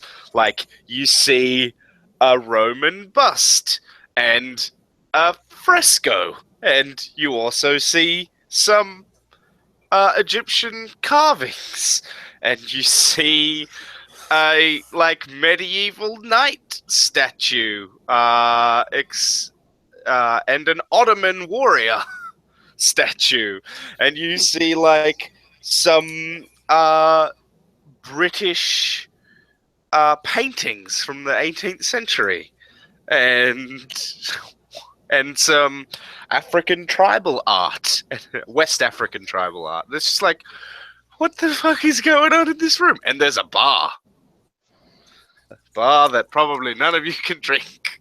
No. Can I seal the floor behind us? So Sure. we Emriel, can- you might be able to drink. I don't know. Did you get out of heaven before God was all like, nah, no drinking? Even if she didn't, she probably wouldn't care. Well, you know, he has ways of making you spit into a shot glass. Well, that's only if you're still an angel and you give a shit what he says. Oh, good. All right, cool. Do I have to roll to seal the You'll floor? hit me with what, a fish? No, I won't make you roll. So I just continue the floor over the hole. Unless, does the staircase keep going up to another floor? Or does it stop here? No, it doesn't. Okay. So I just seal the floor. So Is that going to take long? I don't know. Long enough for you to look around this room. Okay. At least it'll slow down if anyone follows us this way. It's not a large room. It's like the kind of entertainment space you'd see in a large-ish British house. But there's no doors out of this room Oh, that you can see. well, then I won't seal the floor. Because it looks like we might be going back out. Maybe. All magic. Or magic. All right. I seal the floor because they're looking around. I don't see that there are no doors, so I seal the floor. Also, you're not used to having to look for doors. You come from a people that are baffled right. by walls. It wouldn't occur to you to even build a building with only one entrance. Yeah. Or to build a building. Or to build a building. I'm going to search around to try and find any other entries or magical circles, I guess. Sure, make me alertness checks, I guess.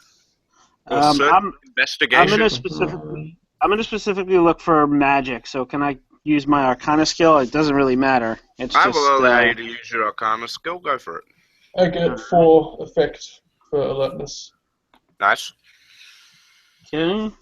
I get nothing. +0. Nice. So you rolled a negative then? I Because got my skill is +1, and I rolled +/- blank. Nice.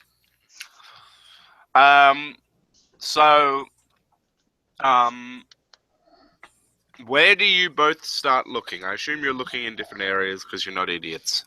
I'm going to circle around the edges, I guess. So Alright. looking for doors. Amriel? Amriel. I guess if he's checking the edges, Amriel's going to check around the middle of the room, look more at the objects and stuff. All right. As you search around the edge of the room, Yuri, you circle around behind the bar, and you see that there's a little trapdoor behind the bar. It's not hidden or anything. It's probably just, a way to get to another part of the, an escape hatch of some kind. It does look like it is ajar. It is, not closed properly. I lift it up and have a peek in.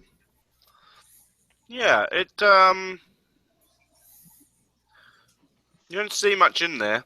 It seems to go to somewhere else. Do you keep searching around? Yeah, does it just go you drop into it and then it tunnels off in a direction, essentially? Yeah. Okay. It's not very. It couldn't be it couldn't be the intended way out of this room. It's got to be an emergency escape kind of thing. Yep.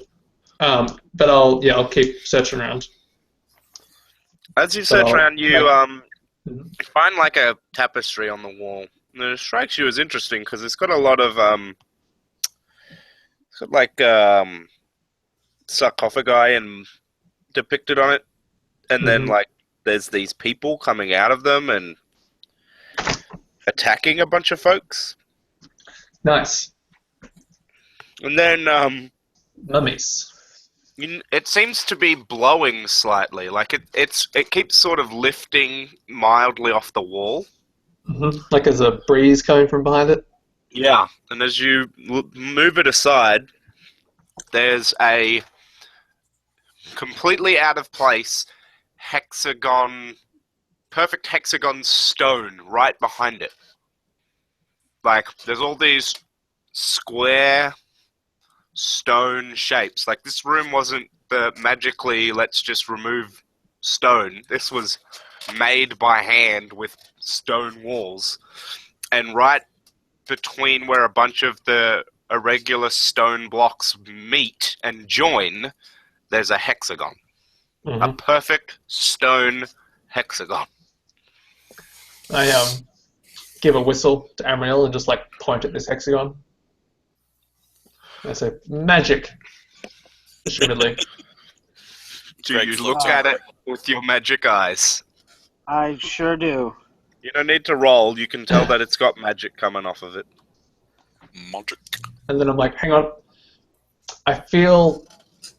Is the tapestry depicting like a bunch of sarcophagi attacking town? Like, what's the like? Is it in a town, or is it in a circular room? There's a bunch of they look like peasants or something, and as the sarcophagi open, the peasants sort of fall to their knees and surrender. Right, and the sarcophagi are just like standing in a field, or it's not clear. They're just general. Oh, right, yeah. Yeah, they're just there. They don't really normally open up structures that things are inside of in Egyptian art, if they're even inside of things. Yeah, so yeah, it's that kind of like Egyptian. Are there any sarcophagi in here? You don't see any sarcophagi. Well, that's good. Well, I guess, yeah, okay. You check that out, and then we'll just be ready for the army of mummies to attack. So this hexagon, is it like a pressure plate or a button of some kind? It just looks like a hexagon piece of stone. It's set into the wall at a seam. Magic. You can't tell if it's a pressure plate or not without pressing it. Risk it for the biscuit. If it is a pressure plate, it's recessed. Okay. Amriel is going to apply some pressure. See if it... You press on it and nothing happens. And then after, you press on it again, and then it like almost jars. It's clearly not been pressed for a while, and then your hand sort of slides in, and then it starts to pull back from you slowly, and then the bricks that make up this part of the wall start to pull away, and the tapestry sort of folds away to a speck of nothing. This is very over-the-top magic. This is like Harry Potter make a grand entrance magic. This is not a practical use of mana. Someone has been like, I'm going to show off how badass I am as a sorcerer to people that enter my house. Brilliant. Like, this doesn't need to be magic. It could have just been a door that slides down or to the side. Somebody decided to make it a wall that rebuilds itself. Great, we're breaking into a showboating wizard's house. Mm-hmm. The best kind. Does it open? Yeah, there's a long corridor. I give a small applause. My mistress would have had him killed just for this. Wait, who's your mistress? Well, my previous mistress. She's gone now. Oh. Where did she go?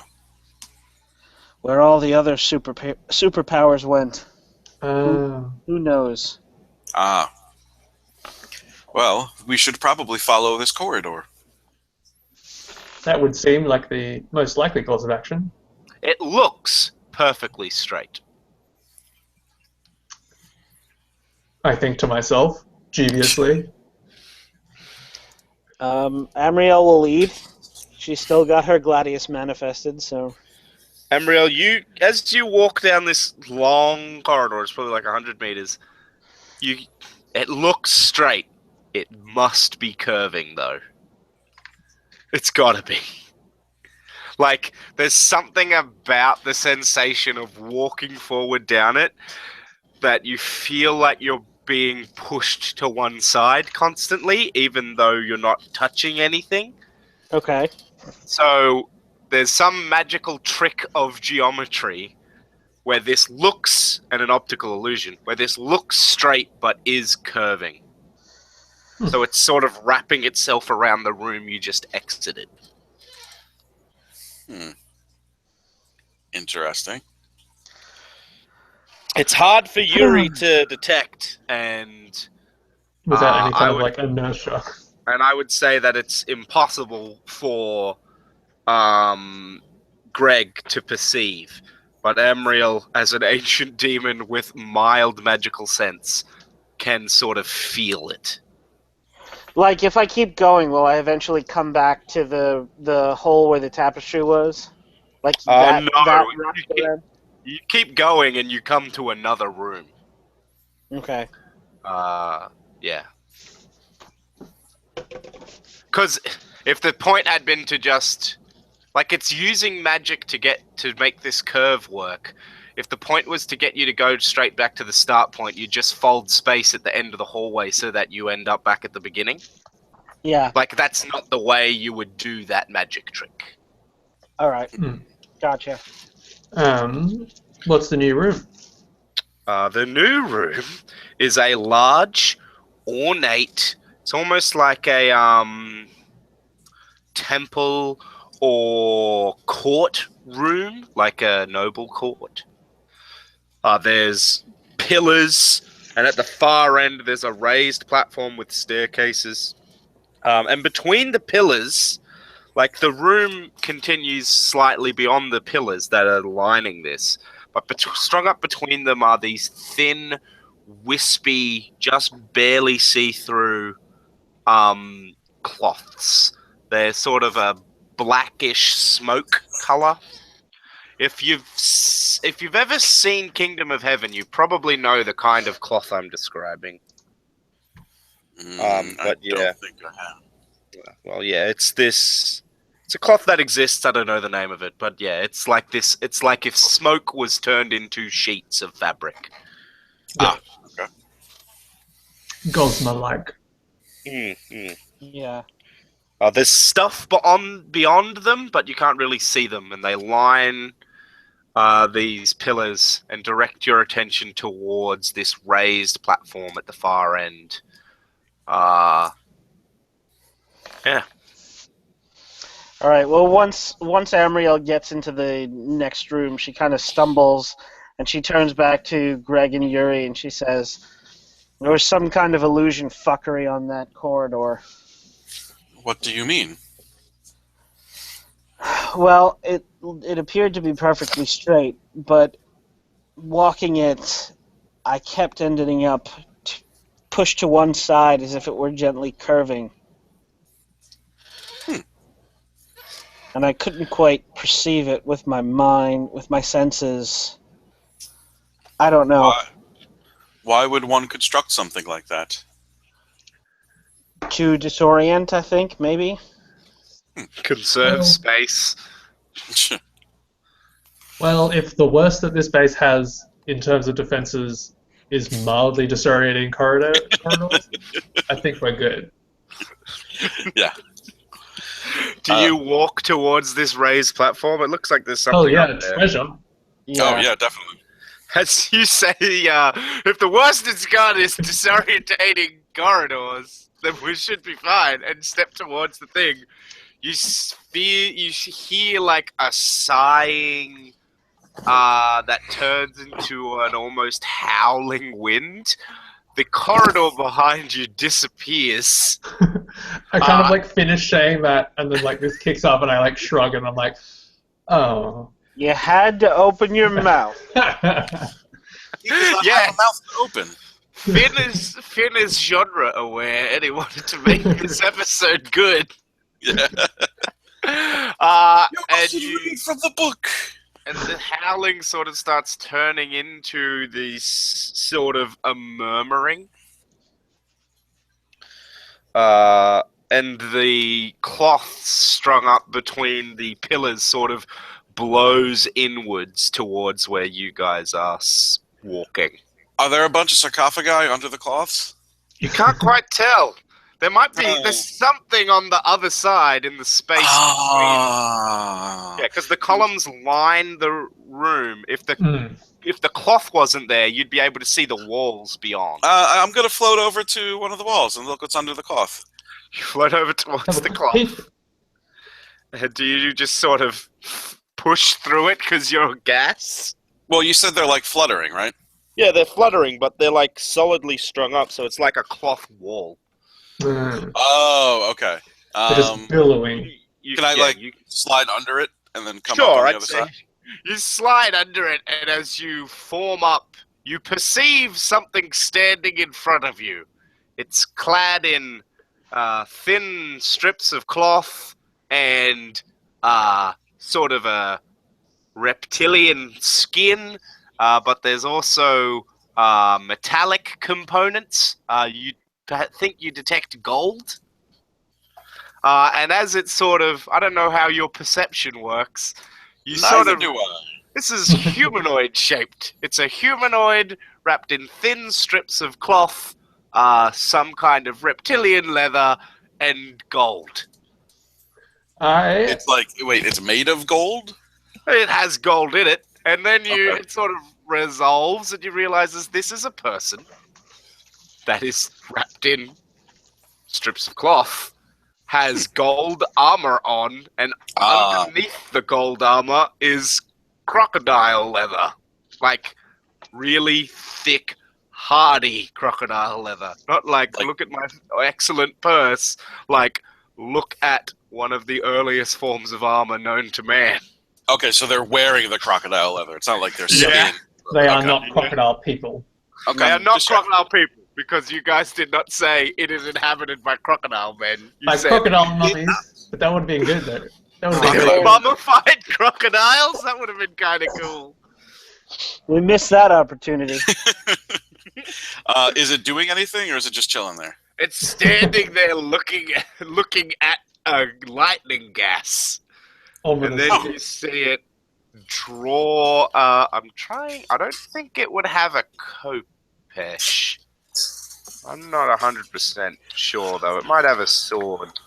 Like Well, it would be cooler. Sword. A khopesh would be kind of cool, but I feel like khopesh is a... Nope, the first entry that comes up is khopesh. It draws a khopesh. I'm going to have to Google that now. Spelled Khopesh.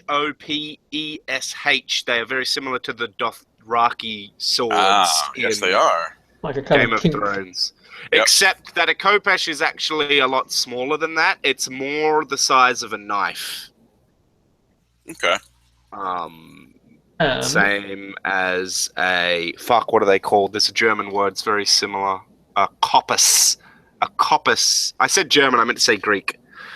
A kopis is another thing that is described as a sword and is actually like the size of a knife because of the limitations of metallurgy from the time period. A typical khopesh is 50 to 60 centimeters. Yeah. That's sword line. That's 2 feet. Yeah. That's short sword. It's decent. The ones on Game of Thrones look far more impressive than the ones in real life. But they're cool because their lineage is axe as opposed to knife. Whereas most is this Bronze Age Egyptian or Iron Age Egyptian? They're made out of gold, you can tell that. Oh, wow. Okay. The pedestal at the end of the room. Mm-hmm. Can we see it clearly from here? Yeah, it's more like a stone table than a pedestal. Okay. Does it have anything on it? You can't... It's got stuff on it for sure. You can't make out what it is because it's up a bunch of stairs at the end. Okay. It's a raised platform, and then there's like, a holy dais on top. Sweet. I'm gonna like pull my katana and then leg it that way. Sweet. You pull your katana and start legging it. To the holy dais. I'm going to attack you, Greg. This thing growls, and it moves with surprising agility for a thing that seems to be full of necrotic flesh. And it swings this curving axe sword through your form. I have no idea if that would have any effect on you. I have a immunity to physical damage. Great. It just sort of cleaves through you. Which I think does... It has like a penalty to it or something. I have a minor invulnerability to physical damage. Minor invulnerability. If you want, I will open the book and look that up. Improves your defenses against a narrow category of attacks. Upgrading the effective power tier of your defense. It's a broad... It upgrades the power tier of your defense, okay. Yeah, a minor invulnerability provides a 2-tier upgrade from mundane to superhuman, extraordinary to ascendant, superhuman to godlike, and so on. Cool. That's not the button I want. Okay, so this is the question I had from last time. I have no idea what my defenses are. I think it's whatever you roll. Like if you're gonna dodge, your defense is your dodge. If you're gonna resist, then it's physical, like resist damage. Yeah. Gotcha. If you're just gonna endure it, that's resist. I don't have that. I do have dodge. So. All right. So perhaps you scoot out of the way. Oh dear. Right. Maybe that roll. I'm gonna say these guys are superhuman. So that puts. So how does my resistance work with that? Then? So it makes your defense 2 tiers higher than it is currently. So we'd be the. So if your dodge is normal dodge it's skill, mundane. Yeah. So that means that it gets to superhuman. So we're on the same tier for our roll. Gotcha. So just roll plus the skill. We're just rolling flat, and I'm like, where is my thing to do this? That's right. I have a whole other window for it. I am at +2. I am at +2. You dodge, but you don't get away. That's fine. Does he cut the curtain open behind me?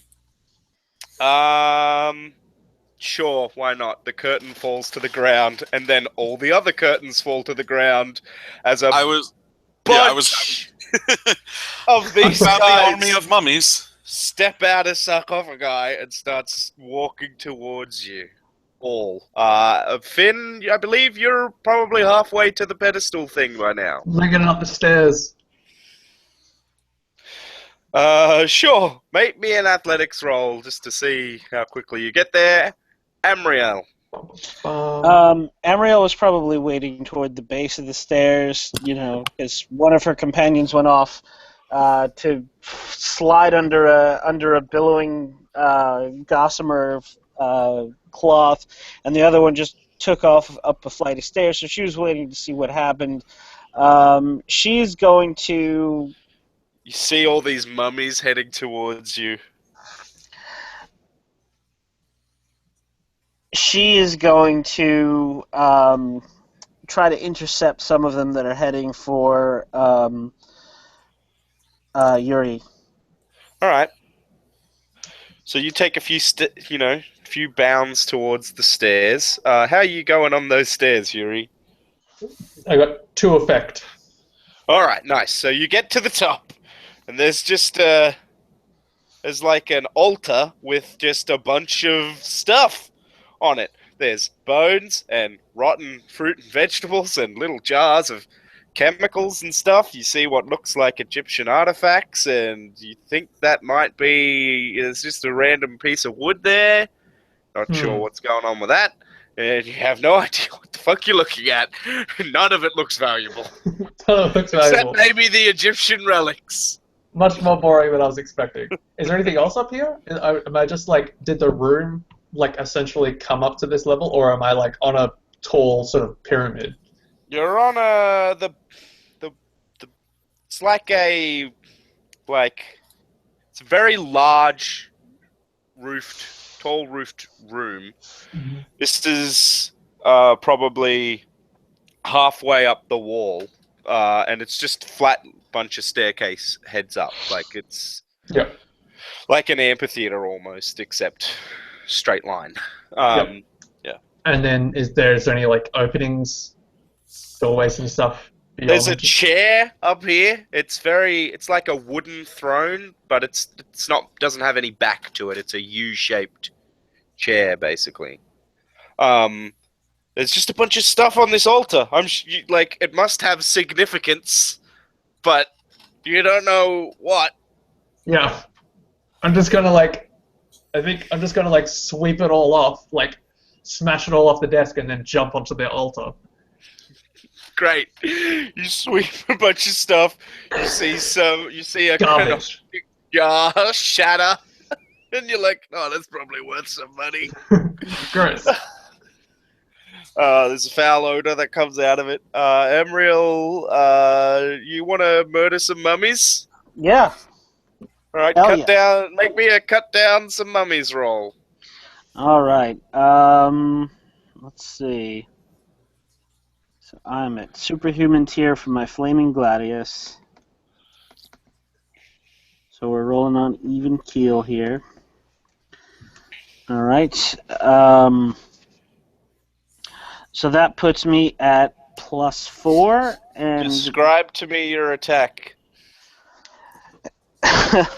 Amriel, is one of these things coming at her specifically, or are they all just focusing? They all sort of walking towards they just started walking into the middle of the room, and then you sort of moved towards the stairs. So there's a few of them clumping around you as they're getting their bearings. They seem like, angry drunks.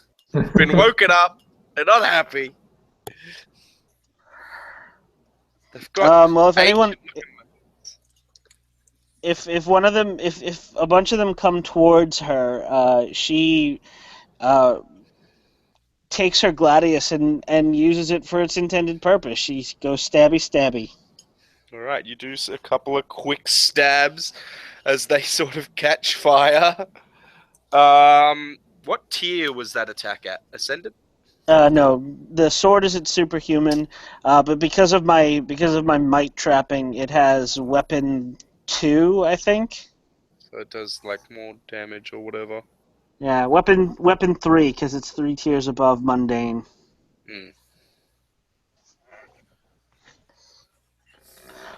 So if my +4 beats their defense, then let's find out. They have superhuman take defense. They take the shifts in damage +3. Nice. Damn. Wow, I rolled 3. I got a 3 +3. All right. So since I rolled a +4. You beat them, so that's good. So they whichever one I'm attacking takes one shifted damage +3. So 4 damage total. Nice. Well, you shove your sword into it and then pull it out, and it's like, rah! It drops its copish and is like grabbing at its chest. You see it like patting its chest to try and put out the flames. Ah! Ah! Ah! Oh my god. The human being part of me is so like, oh, that's terrible to be on fire from the inside and not being able to put yourself out. They're full But of fucking sawdust. Yeah. The demon doesn't give a shit.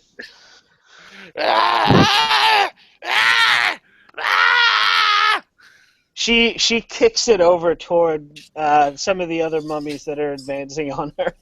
They sort of grab it and also start trying to put it out. They seem to have some kind of connection to one another. Is that one dead? Again? It's not dead. It is incapacitated. Okay. It has the consequence on fire from the inside. Are there any things in this room that we can use? The things that you write on a piece of paper and stick down in fates. Aspect? Ah, yes. You know, the entire base of the game that I couldn't remember the word for.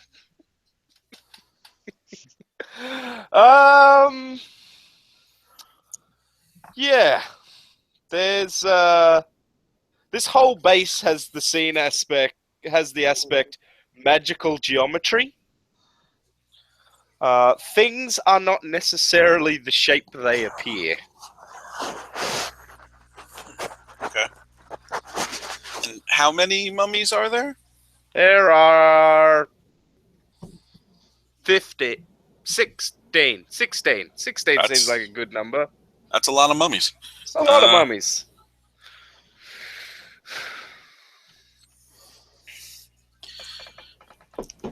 Can I look around the room for some way to deactivate the mummies? Sure. I mean, I'm the other thing to remember is you comprehend all Earthican languages. You should try yeah. and talk to them. I'm going to say in ancient Egyptian, please stop attacking us. Do you want to focus on a specific era of Egyptian? New Kingdom, Old Kingdom, Middle Kingdom? What are we going for? You could just run through them. Could I make a information check with my super scientist to see if I can figure out, like, based on their clothing and armor and whatnot, what period they would be from? Sure, go for it. You've studied Earth architecture and probably looked at ancient Egyptian architecture on the lead up to this mission. Yeah, that's +4. Nice. Well, that's nice and confusing. This building is like Old Kingdom, and their armor is Middle Kingdom, and that writing that was on all of the tracks and shit was New Kingdom. So I'm gonna go with perfect. Middle Kingdom for them. I'll start with Middle Kingdom. All right. What do you say? Stop attacking us. I just say, please stop attacking us. He basically replies with, "Hey man, you got your job, I got mine," and then he swings a Kopesh through you. Okay, that's fair. What do you do? I will dodge out of the way if he's swinging at me. Right. It is literally that kind of affectation, the way he says it too. It's like he doesn't feel particularly passionate about defending this place. He's just like, "Hey man, it's a living." Yeah. But Middle Kingdom was right then. He's speaking Middle Kingdom Egyptian. He understands Middle Kingdom and he responds in Middle Kingdom to you. Yeah, good enough. I apologize to any hardcore Egyptian fans. I'm just remembering Year 8 ancient Egyptian. As I'm dodging him, can I ask, what are you protecting here? Yeah, make me your dodge roll and I'll make his attack. All right. +2. Oh, nice. I also got a +2. I like how this is going.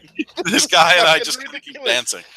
Yeah, you sort of shift out of the way and he takes a few stumbling steps towards. Just like, look, man, I have to protect Setmon-Thoth's power chamber, alright? This is an important magical nexus. And you people can't be stealing the magical energies, alright? I've had enough of you British folk and your dang... What are you? Why are you gas? What is this? I am not British. No, I say in English, Amriel, can you siphon magical energy? And he's like, No. British person. No, but I can apparently light mummies on fire from the inside. You hear some of the other mummies saying something in response. Can I? Okay, this is not going to go well. I am going to try to lie to him. Oh man! All right, have a crack at that. Setmon-Thoth sent us to check on things. Classic. Go for I do that. not have the deceit skill. This will so be good. I'm rolling at base. Well, I mean, to be fair, he doesn't have superhuman perceived lies. Okay, well, I got a +1. All right. This is And I will- fucking ridiculous. I got a +1. What the fuck? I'm going to use my signature aspect then, smartest cloud in the room, to convince him to put more emphasis in my speech. So that would bump me up to a +3.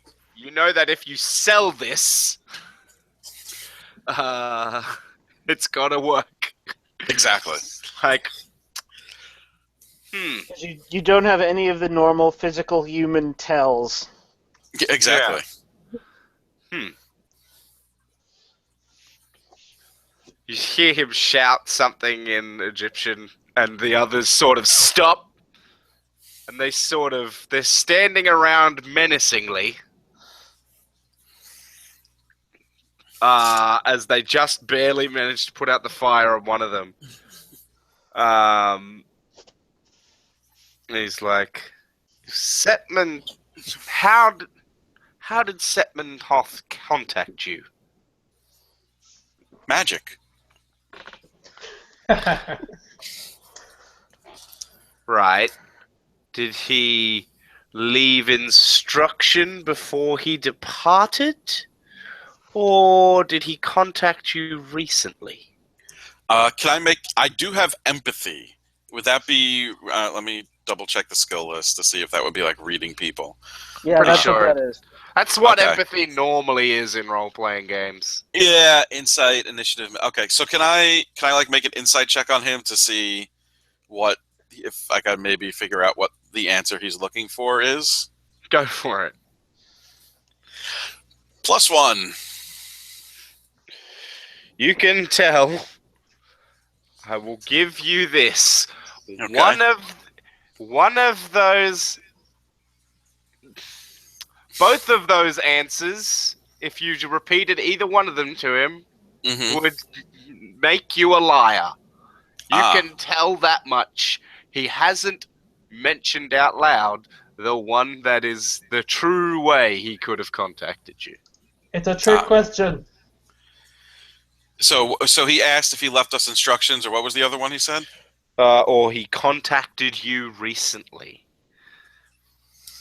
The implication being that, like, he met you in the flesh, or phoned you, or whatever. Neither. He sent us a message from beyond the pale.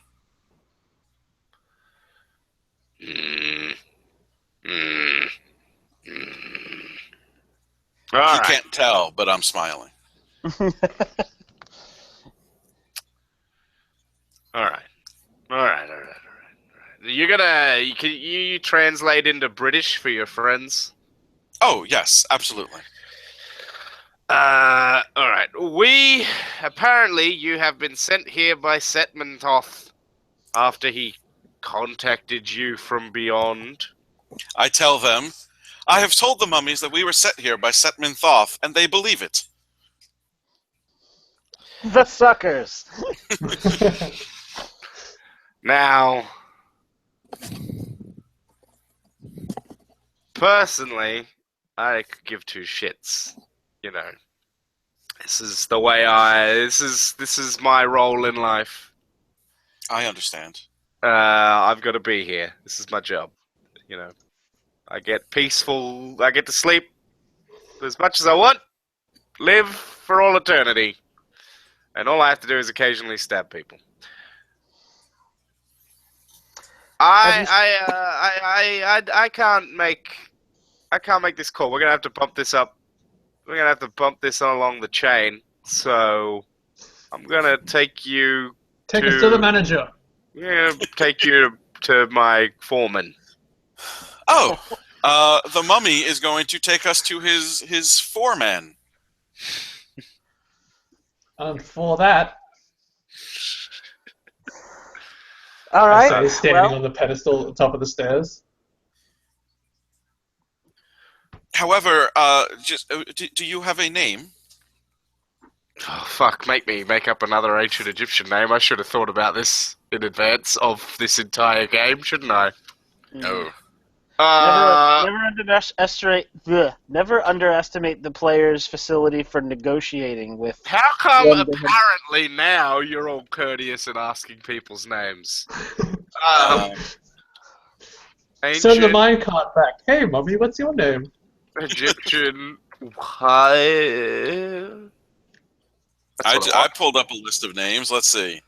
Uh, I kind of wanted was famous Queen. Egyptian warriors, but that'll work. oh, all right. Or how about the magician Dedalion? Data Lion. Yeah. This isn't what I want at all.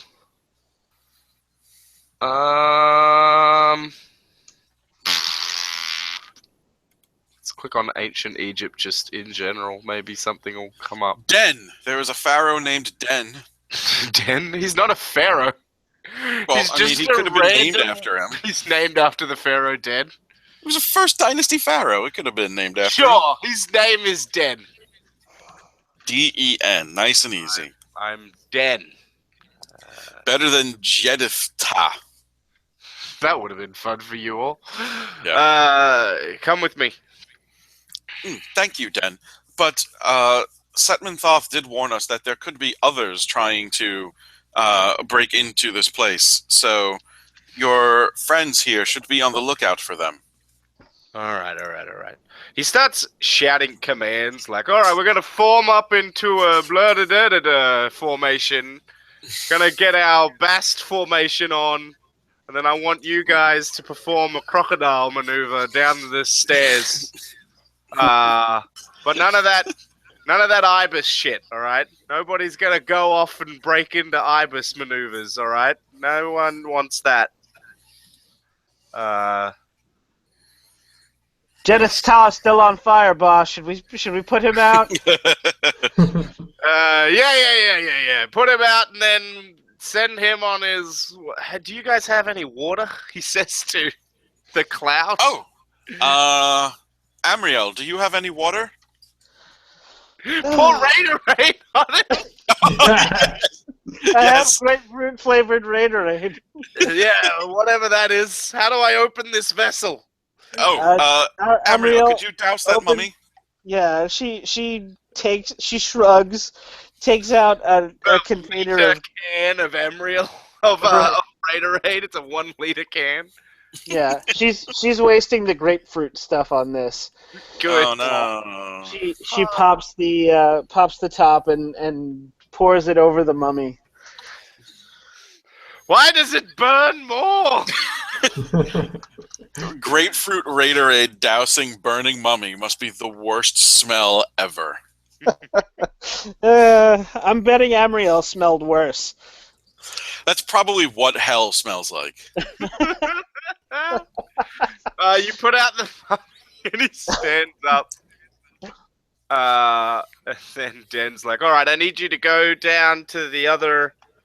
I need you to head down to the scroll room and wake the boys in there. Send them down the train station. Oh, I guess he would say box room. Down to the box station. Yeah, send them down to the box warehouse where the moving boxes are kept. The land boats. The land boats. Well, they travel along steel rivers, so, you know. Yeah. And you need to hold that space. So they peel off and then get trapped by the fucking floor you sealed shut. Oh, they don't get trapped. They just can't get through. It's like, oh, well, I guess we They can't come in follow and they're the like, boss's "Oh, order. Everybody, let's hit the bar. I love being awake when the bar is stopped. It's the best kind of century.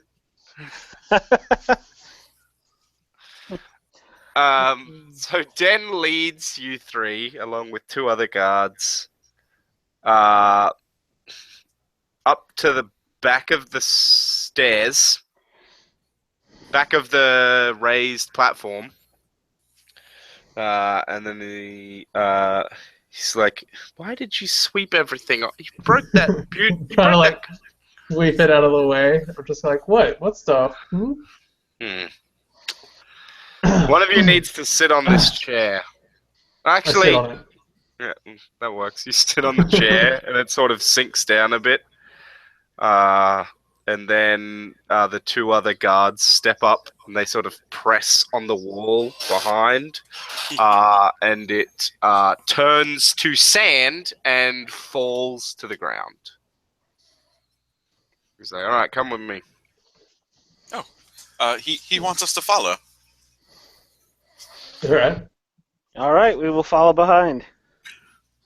If the worst this base has is disorientating corridors. Amriel, is it possible for someone to contact us from beyond the grave? Hello, I wave at you. Oh, yes. Well, if anyone asks, I told this man here, his name is Den, that is how Setmon-Thoth contacted us from beyond the grave. He tried to trick me with a clever question, but I saw through his ruse. Sure. Very good. Very good, Fart Man. All right, this is Thank you, wing lady. This is Hepsit's room here, his office now. He probably won't have awoken yet, so he might be a bit disorientated. But Do we really need to bother him? yeah, we gotta check. He knows when Thoth and Setman's awake. He'll know. Is there a problem, Greg? No, this is his boss that wants us to... He knows when Setmon-Thoth is awake. This corridor that you've come down is very behind-the-scenesy. Like, it's very plain corridor, and there's just wooden doors. He pushes open a wooden door, and inside is a sarcophagus that is choked in plant life. It's like, Den remarks. There's still no light sources in these corridors? Yeah, no, there's no light sources. That's a bit unusual. Oh well. He steps up to the sarcophagus and tries to pull it open, and then the whole top of it busts open, and Den gets squashed against the wall. Everyone make me dodge checks to get out of the way. I have that. All right, I rolled it before. Of course I have it. I've got one effect, mundane. Nice. I got +3 at mundane. Nice. Emriel? Hang on, I'm looking to see. Although if it's physical damage, so I guess that gets bumped up to superhuman? Yeah. Yeah, either way, +3. You know what? I don't have any dodge skills, so I'm just going to use my stress capacity trapping on my demon warrior to stand there and take it like Take it like a demon warrior. The door slams, the sarcophagus's top slams into Den, and he starts, and then it sort of clips your shoulder, and you just sort of roll your shoulder with it, and then Den is squashed against the corridor outside.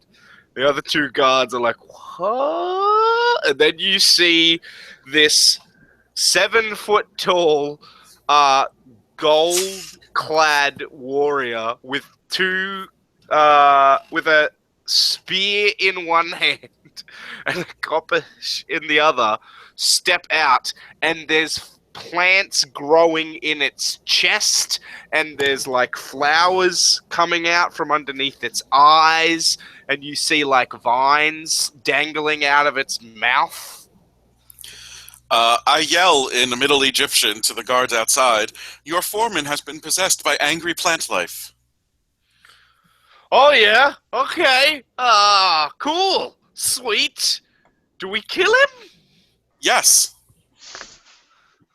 Okay. What are you guys gonna do? As this thing throws a spear at Yuri. Ugh. Uh, No.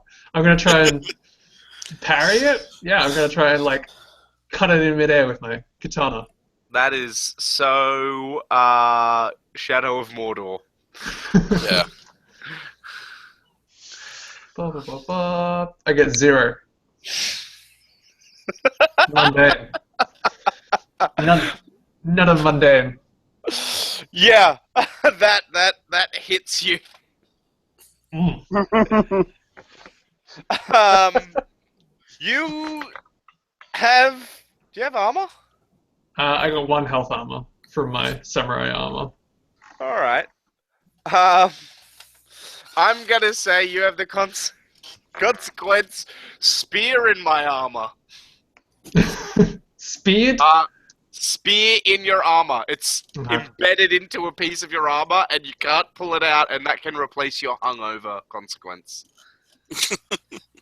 Nice. Nice. Well. So he's wearing gold armor from like head to foot?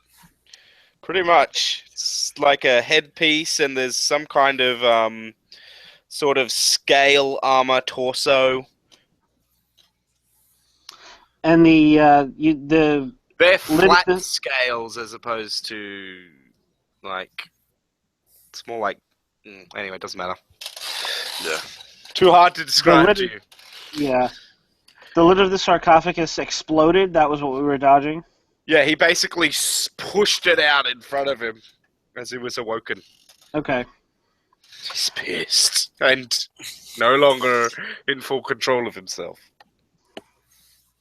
What's the situation with his feet like? He's got sandals on. Like, does he have armor on his legs? Not really. It's not a big thing. Yeah, but he's wrapped in bandages. Well, yeah, he's a mummy. So Greg is going to congeal around this giant mummy's legs, and I'm going to use my crafting to like solidify the bandages on his knees so he can't bend them and then falls over. All right, I'm going to say that you could do that pretty quickly. However, I have my thing has a drawback delay, so it's going to take me an extra turn. Ah, It's gonna okay. take me 2 turns. All right, well, make your roll. There's no real oppose to that. Okie doke. But there is a tier to it. There's a difficulty, rather. Oh, okay. Because that's at ascendant tier. That skill. Yeah. There's a Difficulty. I got, cancels that, +2. That is enough. Okay. So it'll take 2 turns to take effect then. Yeah, so keeps walking towards... Now he's walking towards Emriel, I guess. This coppish. And you see plants start to sort of come out of his wrist and solidify around his hand. They're sort of growing into like a big knot. So he has like vine-wrapped fist. He's got like a plant boxing glove on now. As he walks towards Emriel, and he takes a swing. All right. Emriel is going to try to duck out of the way, or no, she doesn't have any dodge. We just established that. So yeah, Yep. she's going to stand there and take it like a boss. Can you All right. parry with your sword? I can actually, yes. Yeah. I can parry plus unusual. All right. If only he was hitting you with his plant hand, you might set him on fire. So she's going to parry his punch, or whatever he's doing, with her... Swinging at you with the coppish. Oh, good. I got a 1. I also got a 1. I'm going to Nice. spend a fate point and invoke my... I'm going to invoke my Hell's Fury Unleashed, because this is pissing her off. Fucking mummies, fucking plant guys. Right. So you parry, and his coppice, sort of slides off your blade, and he sort of stumbles as his feet are solidifying. Yuri, you've got a spear in your chest, mate. Hmm. Are the other mummies doing anything? They are forming up in rank behind you. Gotcha. Good. I do have a spear in my chest. Is it a huge problem? It I mean, it's will, a minor problem. It will become a problem depending on what you do and when I invoke it. Yeah. I think I might. Oh, yeah, I don't have. I might try and cut off his vine hand. All right, Might try and lunge forward and just try and like cut that fist off. go for it. Brum, brum, brum, brum. Better. 2. Mundane. Nice. Like, Yeah, with my katana, double-handed, overhead, trying to come down on his arm. you slice off his vine fist, and then he sort of tries to shout something. It is at this point that you notice this room is covered in plants. You thought it was just the sarcophagi before, but you realize that was due to poor lighting. There are plants and vines and things all over the place, and you see these little pods open, and then these little, they look like flowers, but they buzz like a swarm of angry hornets. And they start to fly towards you, Yuri. And I am gonna make a roll against you. Do you have defense? I will try and dodge. You get surrounded by a swarm of wasp flowers. I rolled +2. Okay. I rolled better. 4. Nice! 4 mundane dodge. You managed to move out of the way as the swarm of wasp flowers swarms past you and has to, bank left. I'm just going to like leap out the door. Nice. 2 guards are like, "Don't worry, man. We'll back you up. We'll back your plane." You can't understand what these Egyptians are saying.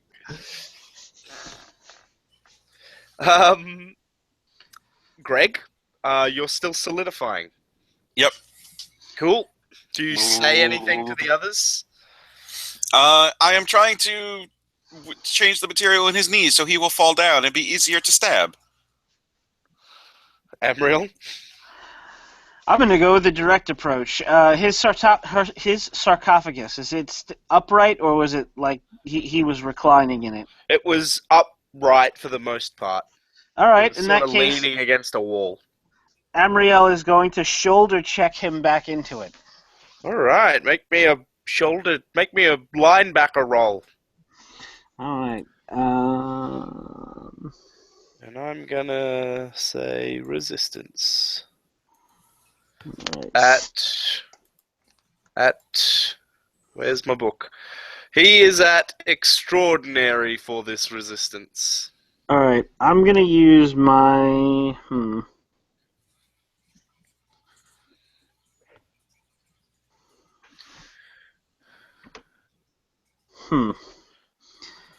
Can I use Demon Warrior if it doesn't have the strike trapping? Are you trying to use physical force, maybe?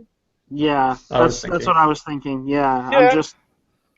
Yeah, because you're not going to do damage to him necessarily. I will allow it. You're not punching on. Yeah. All right. Oh, good. I rolled minus again. So I'm at +1 at Ascendant. Oh, that's a descendant? Alright, so did you roll a d6? Oh, no, I did not. Hang on. Because you're a level above him. Alright. 1, 2, 3, 1. Roll. Because I got a -1. Okay. I got a 5. Nice. Yeah, you push him back into the thing, and then you see little plants sort of growing towards you. They haven't grabbed you yet, obviously, because that'll be my next roll. So I hit my Demon Warrior skill has impact, so I can declare a fragile aspect on him or me, or the scene when I obtain spin on a demon warrior roll. A fragile aspect on the wall behind you could be quite dramatic. All right. So he would plow right through it. Yeah. I mean, a fragile aspect just means we can invoke it once before it goes away, or somebody has to invoke it in the next round. I understood that it was a one-use aspect, but I think it would, seeing as it's like, physical force or impact rather, be cool if you like slammed him into the wall, and then like we could have the aspect on the wall, another crack in the wall. A nice play on that song. Yeah. Instead of brick, it's crack. All right. I'm just trying to think, like, how would you use a crack in the wall to your advantage? You then throw him through the wall. Okay. Yeah. There you go. Okay. So. He's now immobile because Greg's action has completed. So His knees don't work. Yeah, he can't move from where he is. So then your next action can be to like kick him through the wall. All right. Yuri, what are you doing? Backing out the door while a swarm of hornet flowers. God dang hornet flowers. Who came up with that crazy idea? Me, just a moment ago. I think I'm gonna... I don't know what to do about these hornet flowers. If only you had like flamethrower breath. Yeah. Only you were the dragon of the West. I know what we need to upgrade your armor with. I think I might try and yank the spear out of my chest and then like hurl it at the foreman. That's a good way to try and counteract your consequence. Yeah. Go for it. Should I do separate checks for the two, or what do you think? Yeah, I think that this turn will be pull the spear out, seeing as it's a consequence. Yep. I don't know what's relevant for pulling spear out. Any kind of... I'd allow athletics. Athletics or resolve, I guess. No, not physical. It's not like physically hurting me there. Yeah, athletics. Pulling it from my chest. I'm going to invoke your consequence. Spear in my Spear armor. in your arm. It's really hard to pull out, so that's like a -1 when I invoke against. Is that right, Ryan? Who has run fate? I forget exactly. I thought it gives him a fate point when you invoke. Yeah, it does, but I don't think he rolls. I think it's just an automatic failure. Like you can't. Oh, okay. Wait, what does it say here in? Invoke on aspect. It'll be on aspect. It's a compel. Because you're. Yeah, sorry, compel rather. An aspect works to your disadvantage. Let's do there. The external compel.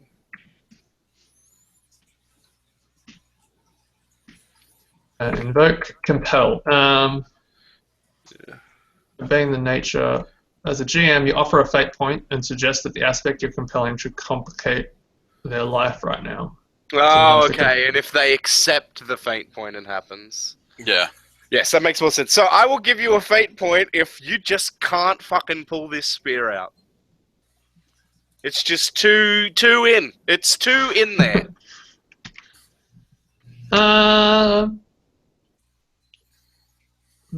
By all means say, no, it's not 2 in there. No, I think I'll refuse. You can escalate, though. I'm not going to escalate. I'm going to refuse because I don't need the fate point and I want this spear out.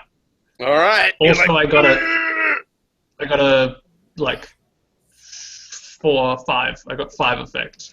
Oh, nice. Yeah, you yank that spear out and... You don't so much throw it the way you'd normally throw a spear. I'd say you sort of throw it like a throwing stick, so end over end. and it scatters the wasp flowers. Excellent. They sort of that gives they'll take a moment to regroup. And Amria, actually no, and boss guy, and Hapsut. He can't move, but you're right next But to him. does he know that? That's true. He doesn't know that. As you're sort of, pushed him into the thing, and his little dude thingies, his little tendrils are coming out at you. He sort of goes, "Ah!" And a bunch of vines vomit up out of his mouth and surge up out of his chest.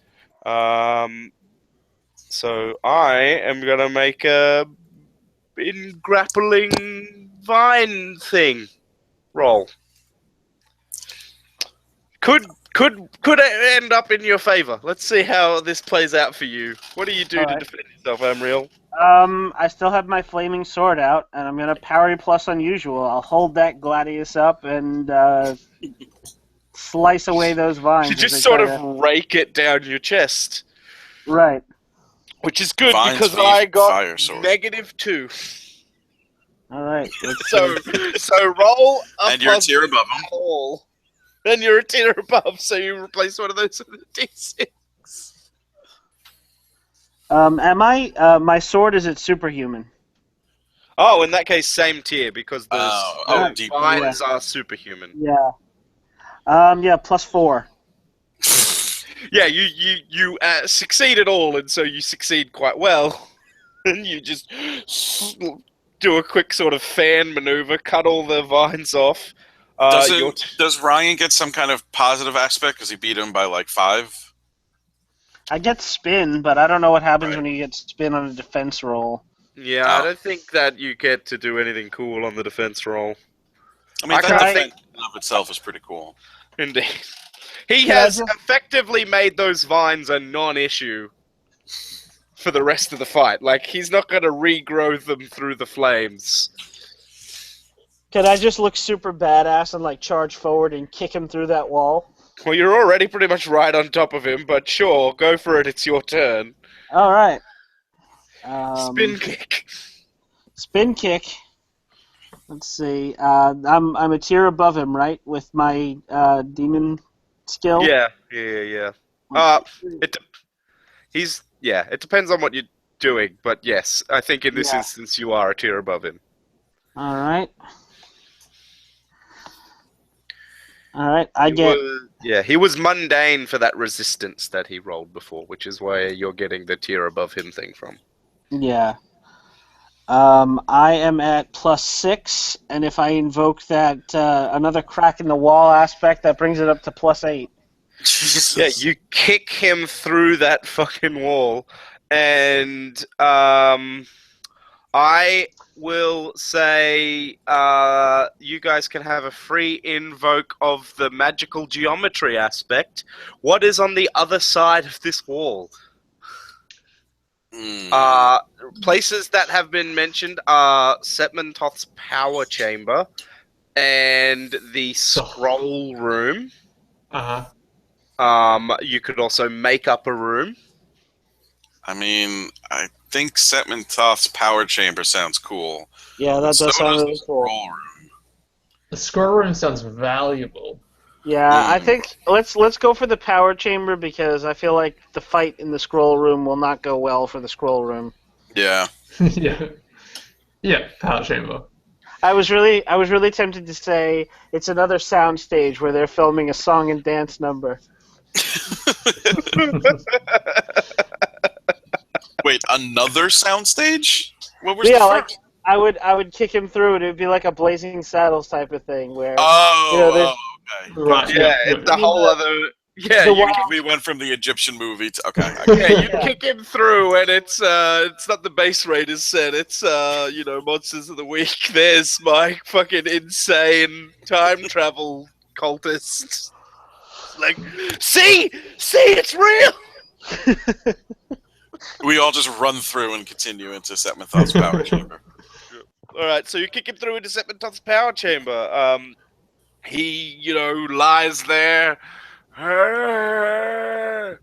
And there's all these glowing. The room starts to pulsate with energy, and there's these like glowing glyphs and things all over it, and they're sort of pulsating through blue to gold, and they're getting a lot more violent in their glowing. You see like water coming down through like streams into collection chambers around the room, 7 collection chambers, and then the water flows into very small channels towards the center of the room, and in the center is a stone pedestal in a octagonal shape, and on it is a talisman of some kind. Is Mummy Guy dead? Mummy Guy is out of this fight. You could execute Mummy Guy if you so wish. That's Amriel's thing. Yeah, Amriel's not feeling particularly merciful, so... What would be worse, executing the mummy or leaving him to his eternal vigil? Well, they seem pretty chill with their eternal vigil. Yeah, Yeah. they kind of liked it. Kind And of into it. cat brain now. Yeah, so she coup de grace him as she walks past with her flaming sword. Nice. Greg, Terrence, so those other 2 mummies are still in the hall, right? The other 2 mummies are like, ah! And run. Oh, they ran away? Yeah, they run away. Damn. I was going to try to conscript them. Oh, well. I would like to... Okay, so I threw a stick at the swarm of bees. I would like to take a moment to just, like, while they're slightly distracted, just, like, leap through them to chase after the others. Yeah, you Into chase the tower after the chamber, others. screaming, bees! Not the bees! Not the bees! Flaring madly. Is there a Nicolas Cage fiasco? Everyone's different Nicolas Cage character? We could Every probably fiasco. write one. That would be pretty good. Alex, we could probably write one with all the terrible Nicolas Cage movies we've watched. So many. All right, So well, many. terrible Nicolas Cage for another time because we're running 10 minutes over. We'll table that.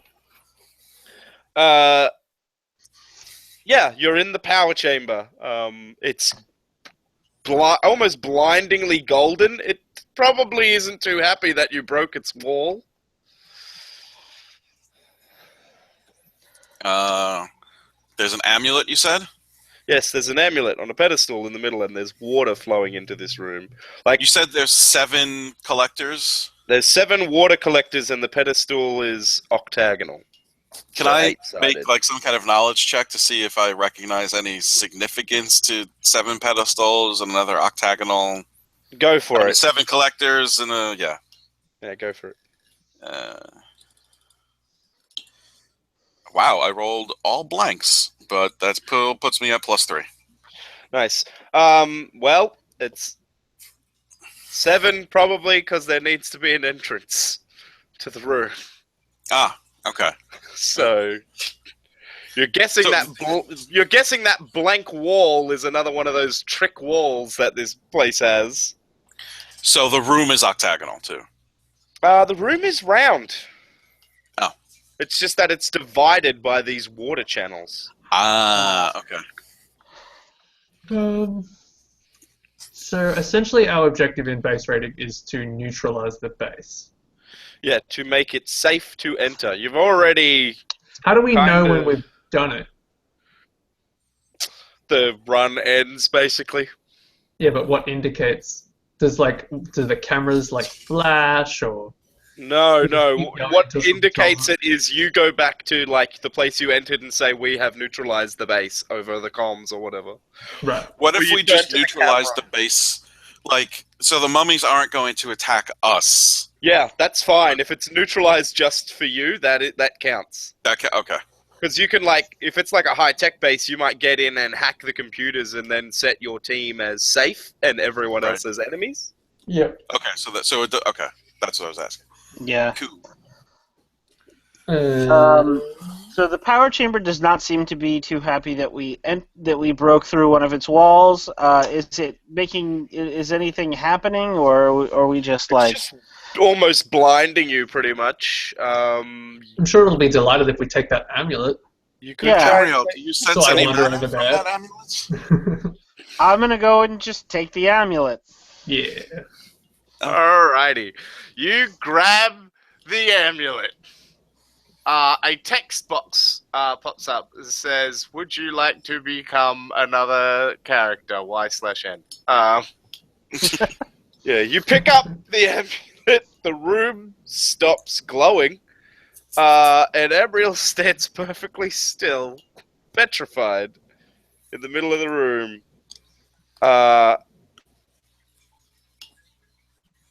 Emriel. Emriel, you see a ancient-looking Egyptian man, and then they're not an ancient-looking Egyptian man. They look actually kind of foreign. You see like a British guy. You see like a Roman priest or senator of some kind. You see an Asian-looking gentleman, and then you see an Egyptian looking dude.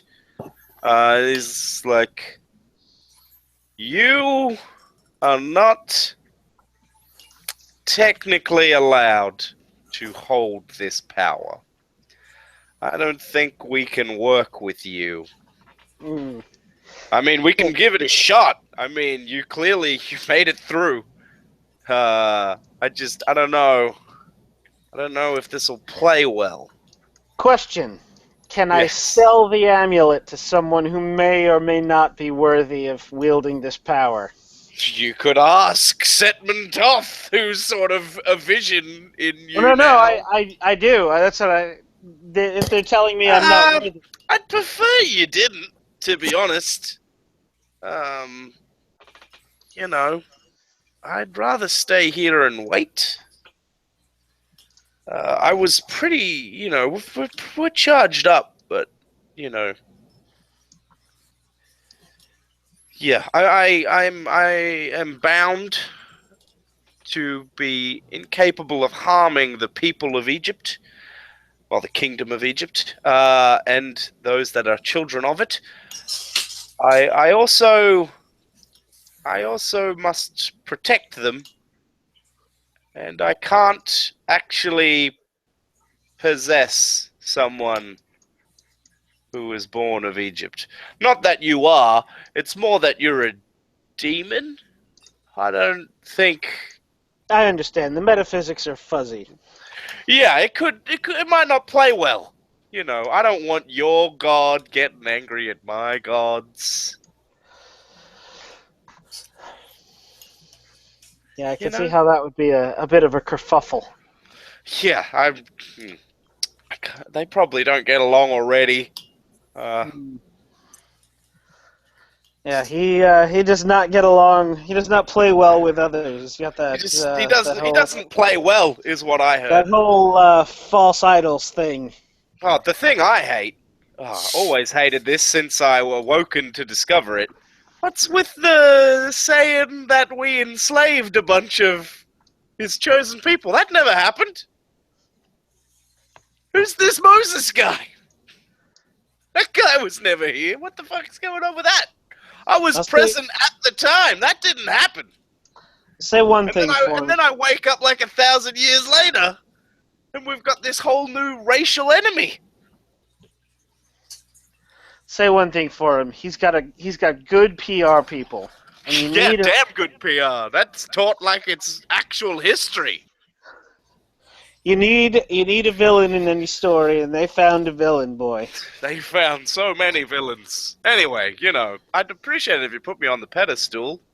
Guessing you're gonna steal a bunch of my shit. You look like the kind. Yep, that's what's gonna happen. Could I make a request? You can request all you want, friend. All right. There's a treasure room here. Take take the whole bunch. But if you could only take the scrolls of which there are multiple copies from the scroll room, I'd really like to not have to travel the world collecting my knowledge back up again when I come back round. So just take duplicate scrolls, and don't touch the ones of which there's only one copy. Just would make... I'd really like to not have to have a vendetta against you when I come back. That would be... As one seemingly eternal being to another, I don't want to go around making enemies, so I think Yuri has one of those, what do you call it, cell phones? Yeah, they've got little cameras. You can just take pictures. I know camera. I don't know cell. I know phone. A cell is like biology, though. I don't know. I know phone. I don't know how a phone could have a camera. Oh, they've got them. It's a new era of magical wonders and of technology. So if we see any scrolls that we'll leave you the singletons and just take pictures. All right, cool. I do have a question. Do you know if that asshole Dr. Knox made it out? Would he have been carrying a gun? He normally had a revolver. Was that the kind of gun that the skeleton had? No, it was like a World War II rifle. Okay, so then I don't know.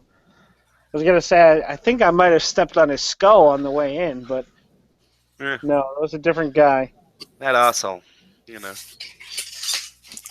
My last vessel had a bit of a beef with him, Oh, well. If you could, make sure a foreigner wanders down into this place unprotected, that'd be great. Preferably one with magical aptitude, but not one that is as powerful as, like a eternal sorcerer. Something in between the two. Hey, I'll do my best. Yeah, wonderful, thanks.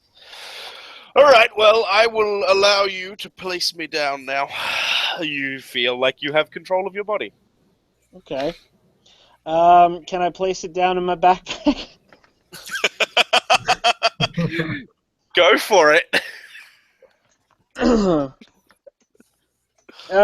yeah, Amriel drops that in a pocket of her bag, and she just goes, "Yeah, you might not want to make direct physical contact with that. There's an angry eternal sorcerer. Seems to his soul's maybe trapped in there. I don't know. I didn't get his whole life story. It is technically a curse. He is technically cursed, but he has learned to enjoy it. That seems unfortunate for him. Yeah, inconvenient. Yeah. You didn't start anything there. I don't think so. But, I'm going to put this out there. You two are eventually going to die, I presume. I don't really know the rules anymore. Keep going. Yeah. I'm not sure. I hope to one day rejoin my Gestalt cloud. I suppose that when that happens, my individuality would die, and I had never considered the possibility of mortality before. Okay, Thank you for giving me something to think of. Thank you for teaching the cloud to fear death. Well, Yuri, as another potentially eternal being, do you feel comfortable making an enemy who is also an all-powerful sorcerer? Extremely long-lived, and yes, probably a very powerful sorcerer. I'm mostly into this job, All right, so... As good as we are at base rating, which is good, I don't feel like it's going to set us up for eternity once we're done. Hey, nothing exploded this time. Yeah. So far. Well, we still have a... So far, we've had no catastrophic problems. As you say, nothing exploded so far. You hear a low rumbling of an explosion in the distance. Does anyone look at their watch? No. Does anyone have any timekeeping? Does anyone have a watch? Yeah. Does Yuri have a clock? Yuri has a think cell so. phone. Do I have a cell phone on me? You Who do I might. call? No one down here. You wouldn't have reception. But still, I there are don't think I- other reasons. There are other reasons to carry a cell phone with you. You know, besides making calls, like you can take It would have a pictures. clock. Maybe or- Yuri listens to podcasts. Right. Sometimes. I like my music. Yeah, sure. It's about 6 a.m. Okay. And I rephrase. None of our team has exploded this time. My personal vote would be not making an everlasting enemy. All right. So in that case, Amriel takes the amulet out of her bag and puts it back on the pedestal. You hear like a whoo sound. From the room around us. Yeah. Maybe she doesn't like directly handle it. She gets like a pencil or something and It just like tips it out. yeah. Get some chopsticks. All right. Yeah, I would say that you guys have successfully cleared this. You managed to convince the mummies that you're all right. Yeah, there's the treasure room, which is full of shit ton of like ancient Egyptian artifacts. We take it all. That's pretty good. Yeah, we're taking that. Yeah, there's a lot of wealth in that. However, a snag occurs. There's no valuable materials that make up the base. Which means you're gonna have to split the treasure room with Raiderade. Eh. The official contract is half of everything in the base. And because it's not like right. It's and not like it's the walls are made out of and super. yeah, their walls are not super tech shit, and there's not a bunch of super base stuff. It's all shit from the 1940s or older. So the only stuff here worth anything It's the valuables. are the valuables. Yeah. And then the scrolls are worth a lot to the underground, the magical underground. They're not so much worth a bunch to you personally, because none of you are wizards. They're all magic scrolls? They're all like, the kind of things you'd expect at the Library of Alexandria if the Library of Alexandria existed in a world where magic was real. Gotcha. So there's some magic, and then a lot of it's just historical record. The other parts of the Trojan War series, which includes the Odyssey and the Iliad. There's meant to be 5 books in that series, and the only 2 that survive in our world are the Odyssey and the Iliad. Oh. Yeah, there's like 3 others. I imagine, Things like that. That's I'm pretty imagining awesome. that essentially, like, we have our car. That is super valuable, those other 3 Greg books. reads them all. You read all the scrolls. Do you Yes. read like Flit reads? I think Greg envelops the scrolls and just kind of like feels where the ink is and how it like correlates. So he just kind of he doesn't have to. Yeah. So yes, he reads like Flit reads. He reads just like kind of Flit absorbs and it. Deadpool. Not Deadpool. The other guy. The one who's blind. Daredevil. Daredevil. That's how Daredevil reads. He can read the fucking thickness of the ink. Yeah, basically, he just yeah. So he just sort of scans them all through osmosis.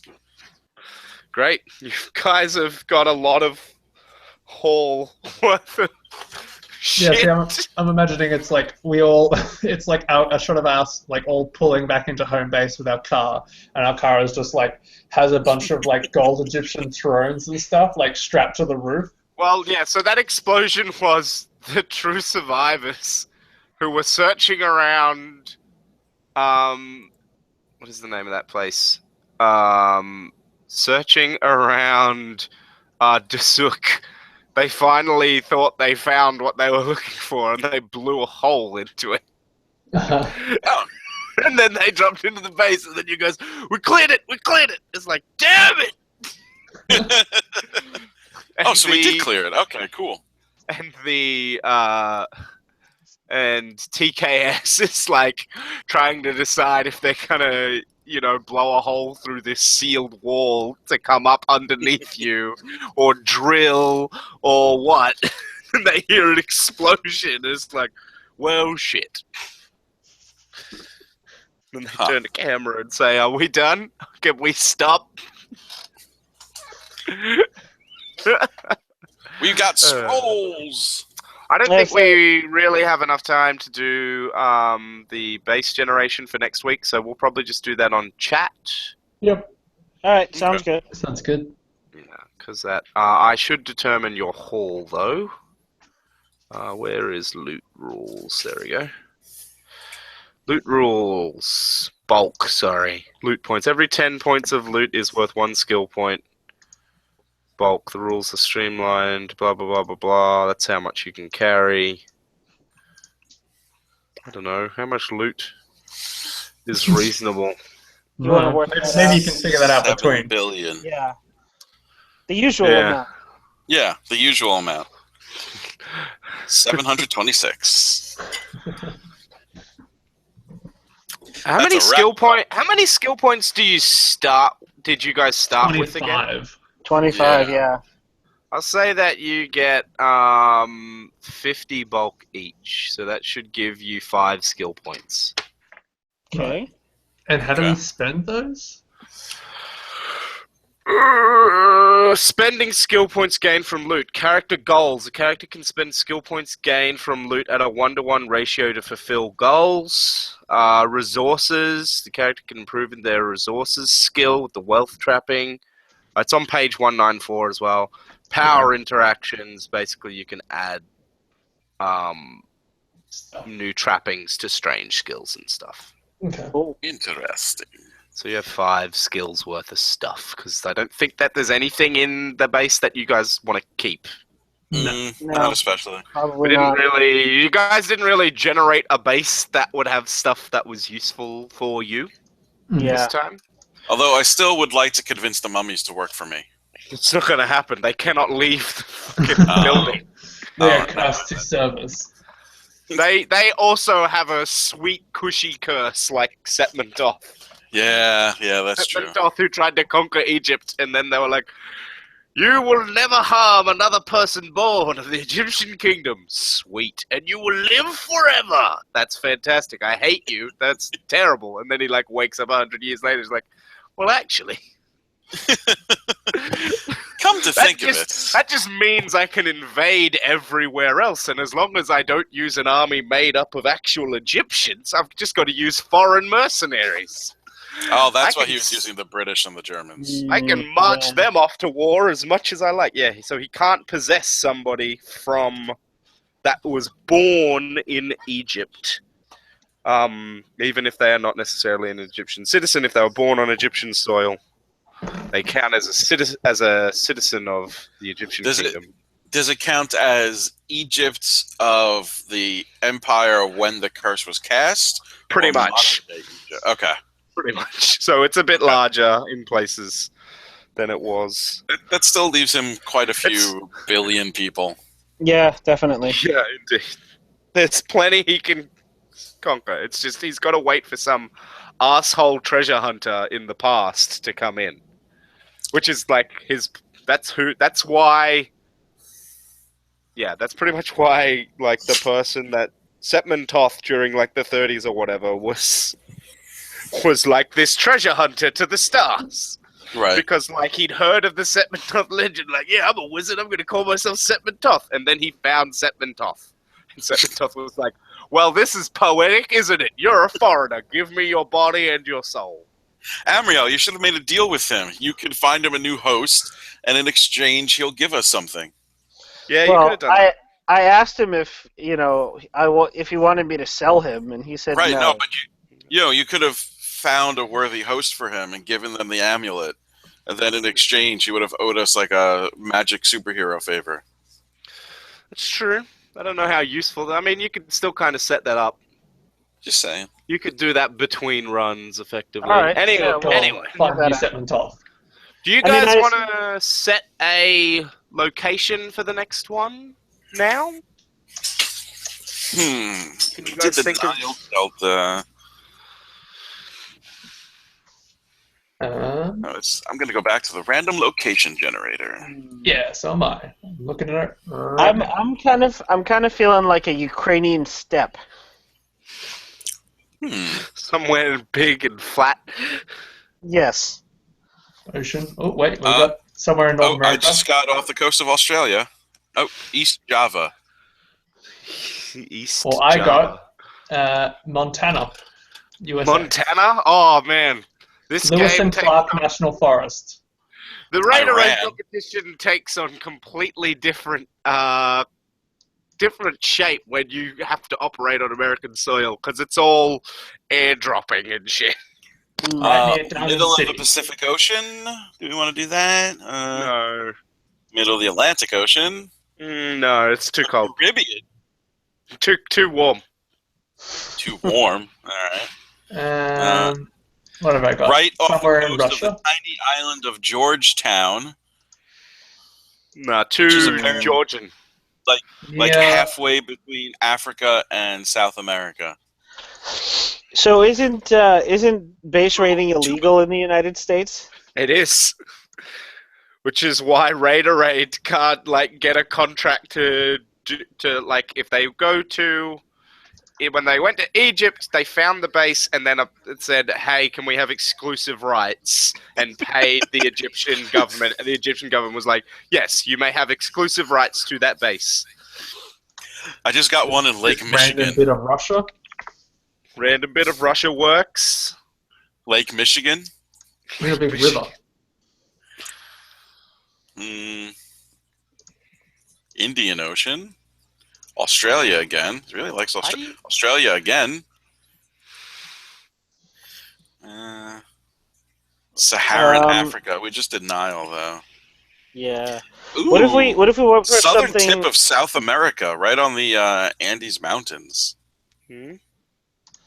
What if we went for something like Or- a little bit different and consciously picked it? India? India, it's not that India much could different. be cool. I'm thinking since we kind of ended up in the middle of nowhere, in the Nile Delta, why don't we go with somewhere that's really congested and urban? Well, we're Oslo. I don't know, we sort of already were quite urban. I sort of thought maybe go somewhere fully rugged to make it an interesting race. Kind of Somewhere with no roads or anything. Mongolia. Mhm. Like the Gobi Desert. I like that. Yeah. Just flat out worst place on earth. The Gobi Desert. And then it's like a tech hero. A tech villain or something had a base out there. Yeah. Yeah, I It's was trying to cure cancer using nanomachines, but instead I did something worse. Built a von Neumann machine, and it got a bit out of hand. There's always Svalbard. I love Svalbard. Oh yeah, that could be fun. You got to go raid the seed vault. It's just that it was built by superhumans instead of world governments. I think we should definitely build a base of useful tech for us, at least. Yeah, Yes. I'm cool with that. All right, so it's probably going to be the Gobi Desert. It's probably going to be like a tech hero. All right, cool. Yeah. All right, well, I will let the Americans go to bed, and then Finn and I will probably see each other in a minute because I'm going into town. If I go to Hamilton, Mhm. Before you do that, you should probably sign off. oh yeah, that's a good idea. I forgot we were still recording. Sorry, listeners. Oh well, there's only an extra 10 minutes. Mm, Well, now they know where the next one's going to be. yeah. Yeah, that's true. Well, they'll probably listen to them a week apart, so that's not that bad. True. They missed Where out is- on there we go. they missed out on Raymond and Finn making plans to get lunch. Well, no, we're gonna go shit on someone's game, basically. Thanks for listening. If you have any questions or feedback, you can contact us in the comments section or on Twitter, Facebook, SoundCloud, and of course on our main site. You can also reach us at our email, insertquesthere@gmail.com. And you can also join our G Plus community. Do you guys have anything you want to plug? You can go to ragnardrock.com and listen to our podcast, or find us on Facebook and Twitter at Ragnardrock. Or you could be like our favorite drunk listener, Chados, and leave us a voicemail at 516, oh God, what's it, 672, I forget the number. I couldn't remember when we used to plug it every week. I'm not going to remember now. Well, we have a voicemail. You should call it.